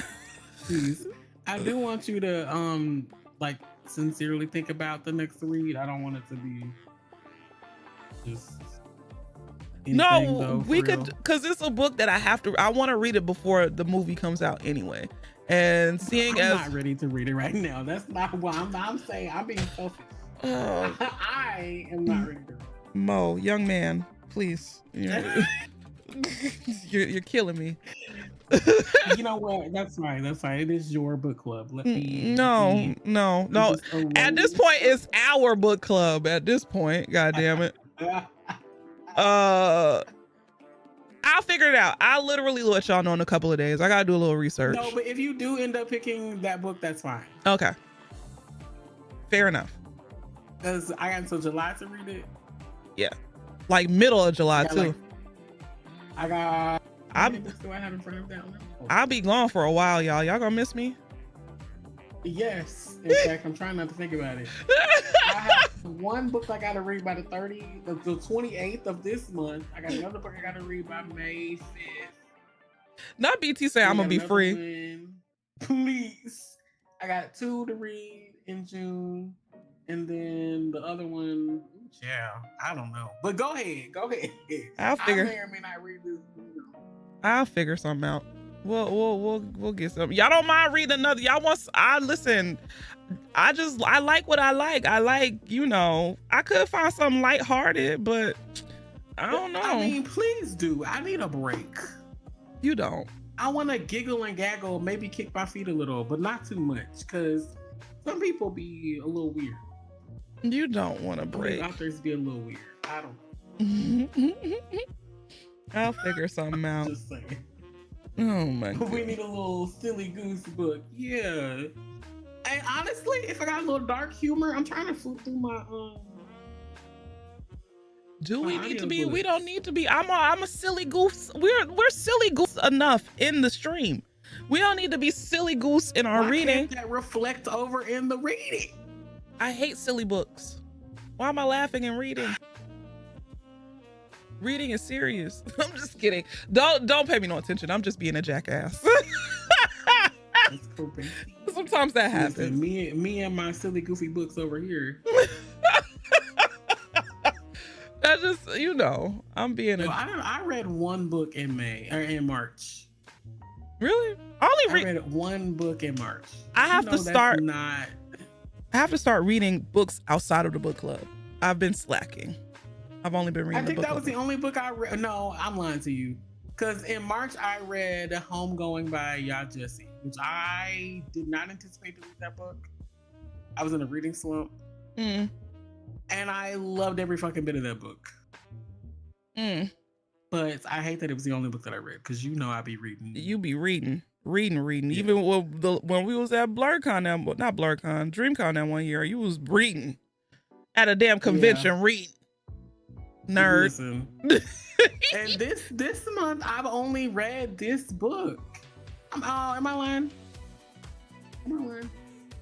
Oh, I did read the Living Sword, but it was okay. Pick something that will have us dry heaving in a corner of tears. I've already read it. Read The Reformatory. It's not going to be book club though. I don't feel like discussing that book. Oh yeah, no, yeah. That's an honorable mention. I don't feel like discussing that book. No. That book. You get it. Ya Jessie is good. That book was heavy. I still need to read James. I still need to read Beloved. I need to finish Dracula. Don't God damn. Don't read Beloved. That's on my DNF. Even though I'm gonna finish it, I'm gonna have to start over from the beginning. But no, it's for me. So Zuza wants to read it for her book club next month because we're reading Dracula right now. I'ma just let you know this right now. Beloved is heavy. Like, see, I knew it was heavy because one of my other book clubs read it last month. And I couldn't. There's to the point where like there's bestiality. Really? Yes. Oh, girl. There's. I'm gonna need a drink when I read this. Yes. Got it. Like, and it's in detail. I don't know what Toni Morrison was on when she wrote that damn book. It was Toni Morrison, right? Beloved's Toni Morrison, right? Yeah. Yeah. I don't know what she was on when she wrote that book, but I mean, did her dad die? Right. As a prompting of that. I don't know. I gotta go back and reread the introduction because I've read a snippet of something or another where I feel like I read that, but I could be lying. Yeah, Beloved's heavy. I had to put it down. I was like, whoa. I was like, yeah, not right now. And now, if you get some text messages, if you get a bombarded text message, I already know you're reading Beloved, and I'm like, oh God, I told you. But, okay, real talk.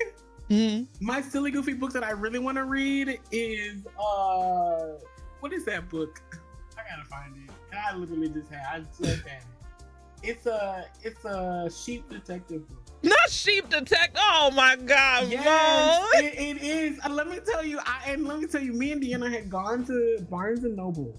And I just happened to see this book and I was like, well, I said, wait a damn minute. Ain't no way this is the damn book.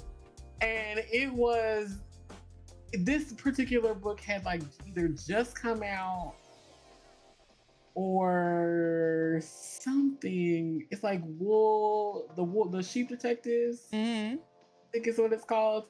And there's like a series of like 3 books in the series. And it's like, hold on, let me find it. This sheep, because a movie apparently is coming out about it. Like, if you want to read yeah, there it is. Not a sheep detective. Crazy work. Okay, so it is 3 Bags Full is the name of the first story.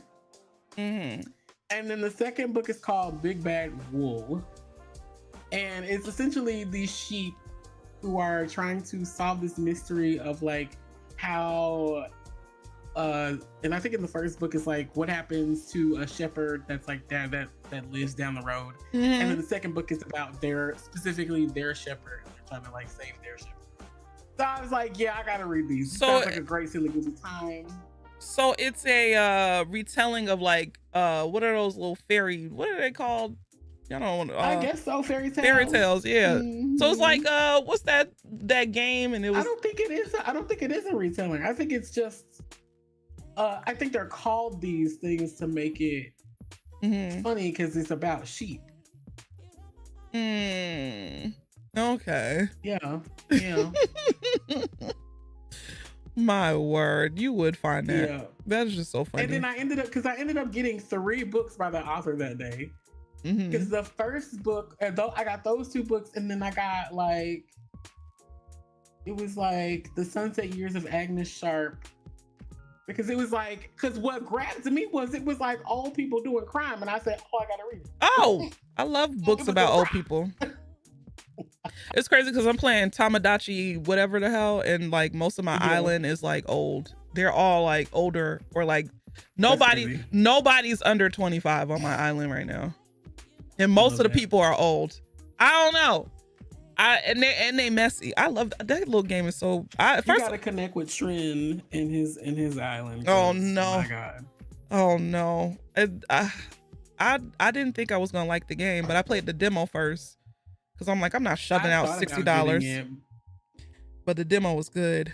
But now I have to buy it for Genesis because she liked the game. Yeah. Another $60 down. Help me, Jesus. Pete, thank you for saying that, because I did think about asking you about this. How do you feel about classics? Are you interested in reading any of the classics? Like Shakespeare?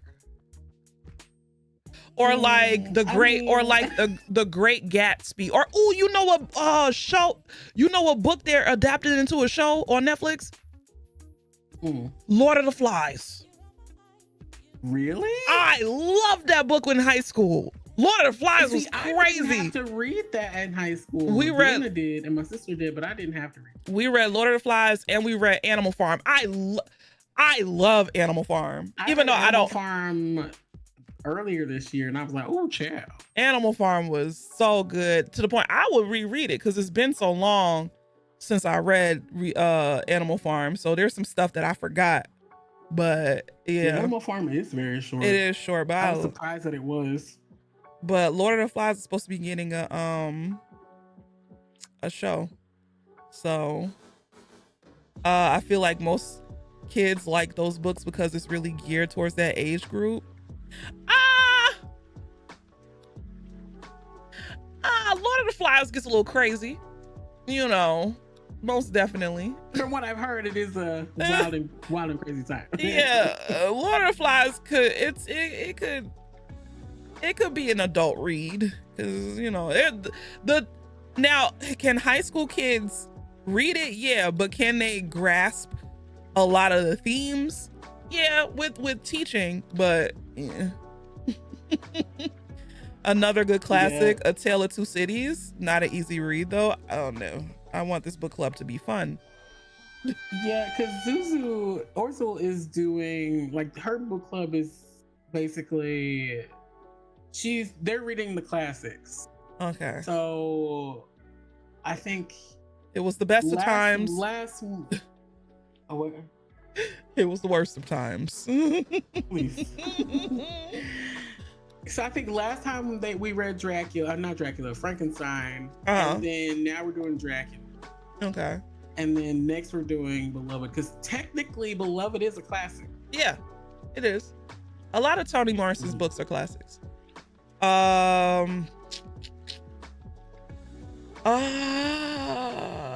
one I just refuse to read Wuthering Heights otherwise. Yeah, I'm not reading that shit. That's where I draw the line. I don't know, if y'all want to do a classic, we can do a classic, but I just have to find what classic I actually want to sit down and freaking read. There's a lot of authors, and that's probably why I'm so spoiled. A lot of authors in the past, like with Octavia Butler, Toni Morrison, Alice Walker, they write in like I don't know, their writing is elevated in comparison to now times. You know, if that makes sense. They're very wordy. Let's just say that. Especially Toni Morrison. But yeah, they're very, very wordy. And that's why I guess I'm particular with the people. Have you read any Audre Lorde? I don't think I have. Hold on, let me. What the hell was that? Was that boo? Audre Lorde?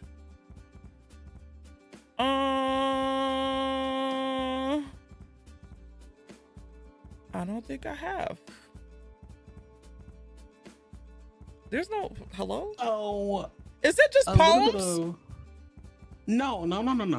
Hold on. I'm about to say, y'all, you know I don't like poems. Whoa, you are gonna knock your tone down, young lady. Hold the hell up. I'm like, wait a minute. So, god damn. Is it just poems? So she writes.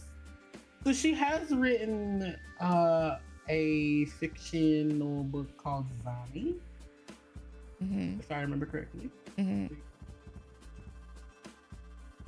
I don't see it on here. I see Your Silence Will Not Protect You. She wrote a lot of essays. Most of them, a lot of feminist essays. So that could be on your list of nonfiction. Your nonfiction. Oh, I see Zombie is right here. Oh, well, Zombie is technically a memoir. So there you go. There's another one for a memoir. Nonfiction. So okay, a little bit of Mo Lord. Back in the day, I say that as if I'm old, but back in the day, I think it was like a summer program or some shit that my parents sent me to.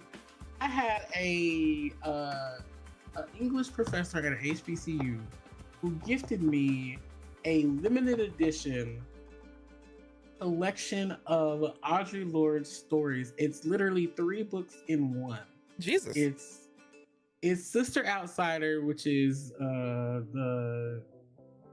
is the one I see right here. Outsiders. Yeah, it's Sister Outsider, Zami, and Song. Something song. But the song part is the poem. And to this day, I have not read that book. But my goal for this year is to read at least one of the 3 of those. But it is literally a sick ass book. You know how the 100,000 Kingdoms has that fat ass trilogy that's like where it's the three of them in the one book. Have you seen that? With N.K. Jemisin? Yeah. I love that trilogy. Yeah, but you know they have published it in a single book. Like the trilogy is in a single book. But you know how thick that is? It's probably just as thick as that. Yeah, I remember I read it on my because you know I'm a Kindle reader. Okay. Right. But even though I do want to get to a point where after I'm done with a book, I want to buy it so that way I have a library, like a bookshelf. Because I want a bookshelf, and it's just like, but I'm a Kindle. I love reading on my Kindle, but I want to be like I want books. She's always stuck on a screen. Oh, I was about to say something. Ooh. I felt that in my spirit. Ooh. You know what, chat? I think we should wrap it up. Yeah. It is like 2 a.m.? 2 in the morning, and I was about to get vile. Oh, yeah, James Baldwin. We could do James Baldwin. Oh, we could do James Baldwin. Tape. See? White women do good things sometimes. Please. We could do James Baldwin. Not JoJo going, oh. I'll let y'all know. But W Book Club.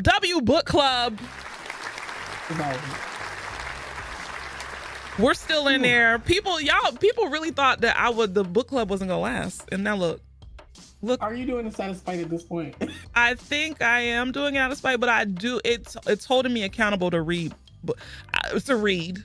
Because if I don't make it a thing, then I would, even though I like reading, but it's more sporadic, at least with this, it's like, you know, and then I like the discussions and we get to deep dive into it and like think of things like you'll mention things that I've never thought of. And then, you know, I like the discussion part as well. So it holds me accountable to read because honestly, reading is fundamental. You know, it does help.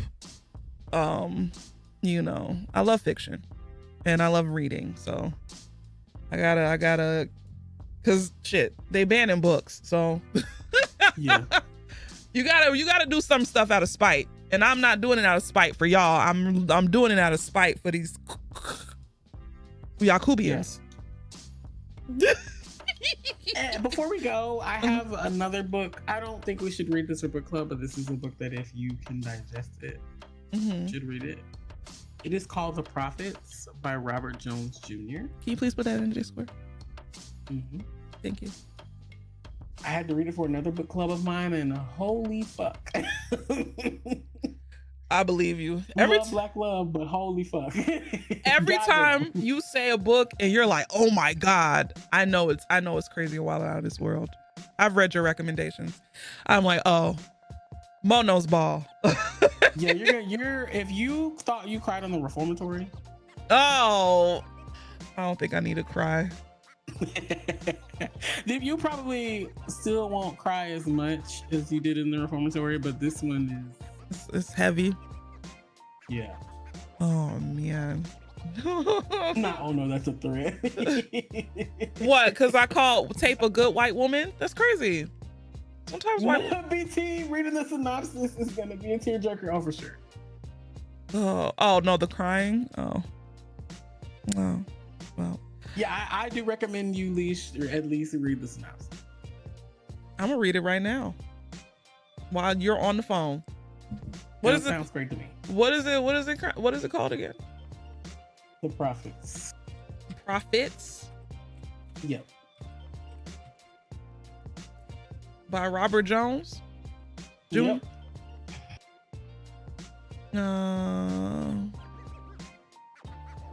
Where is this damn synopsis? Isaiah was Samuel's and Samuel's was Isaiah. That was the way it was since the beginning, and the way it was to be until the end. In the barn, they tended to the animals, but also to each other. Hold on. Huh? A homosexual? Yeah. Oh, transforming the hollowed out shed into a place of human refuge, a source of intimacy and hope in a world ruled by vicious masters.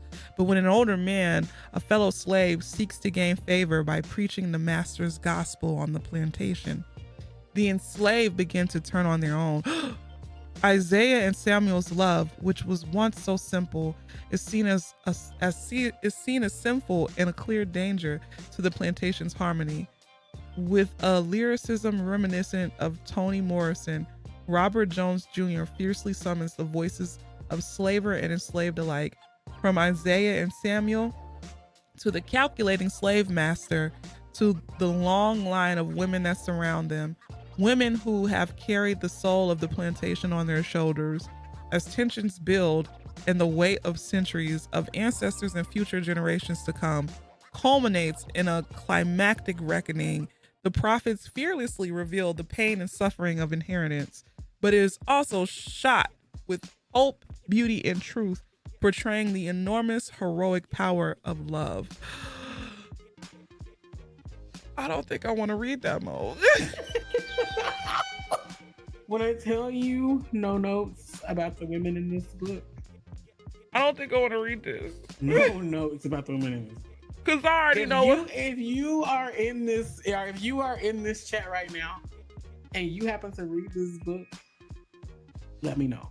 Oh my God. My Discord inbox is a welcome mat for you to vent about this book. If you decide to read it, I'm letting you know that going forward. But now I'm intrigued because I have to read it.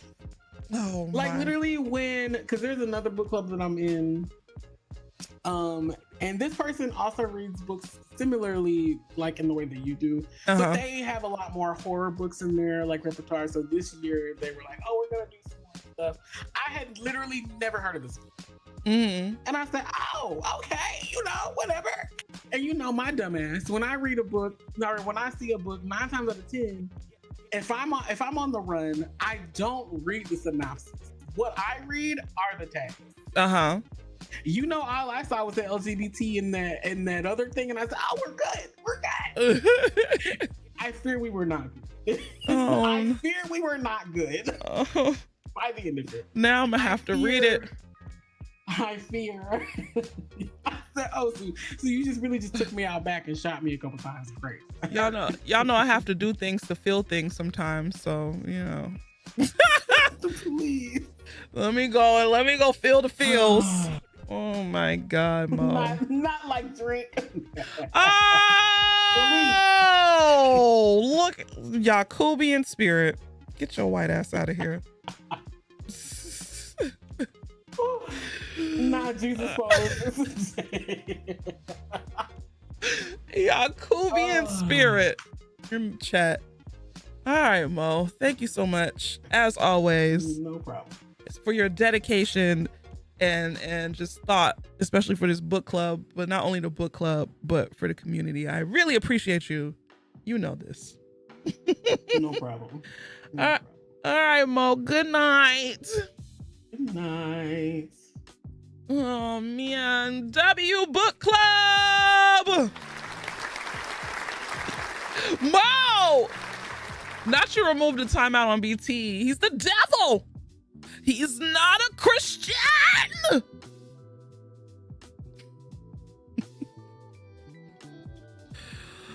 Oh Oh boy, oh boy, oh boy. All right, y'all. Y'all will see me today's Sunday. Y'all will see me tomorrow. Tomorrow I gotta go take my car to see why the fuck my engine light is on. Oh joy, oh rapture.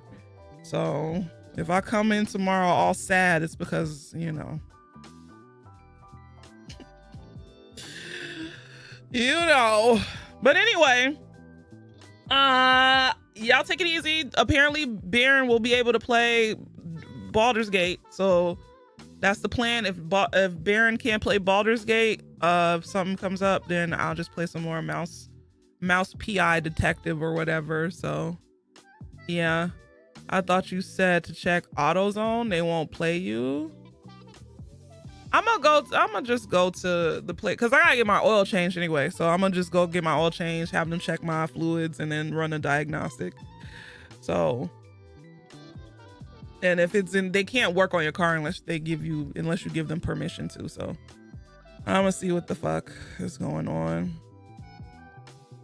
O'Reilly is free. O'Reilly's Auto Parts. Mr. Paws got win rolls. Yeah. Oh, we could do mouse PI. We could do win rolls. It don't matter. I'm just, you know.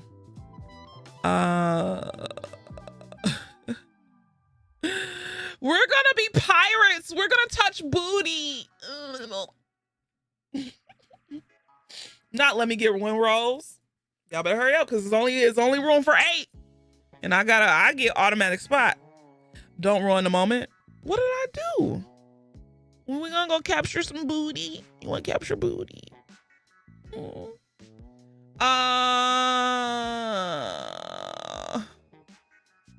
are you booing me? That's crazy. They booed Jesus. It's okay. And who am I? So, that is it. That's the only announcements that I have. I'm not a Christian.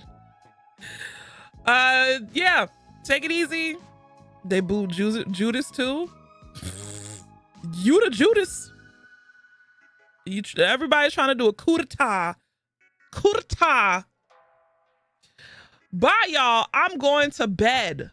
Stop talking to me. My YouTubians on YouTube. Thank y'all so much for showing up. I appreciate y'all. Y'all know y'all like to listen. Thank you. Alicia Preach.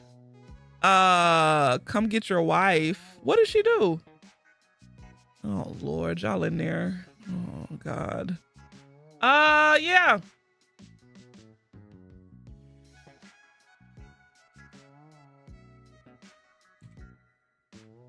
Capiche? Tequila lover, astrology nerd. I don't want to leave y'all like that. That felt really mean. Y'all take it easy. Be good to yourselves. Take care of yourselves. Be kind to yourselves. Good night and goodbye. Capiche? Tequila lover, astrology nerd. Demon time sipping on some scissor. Swallowed, beat the ground up, was in the bag, and don't forget to. Please capiche, cult leader.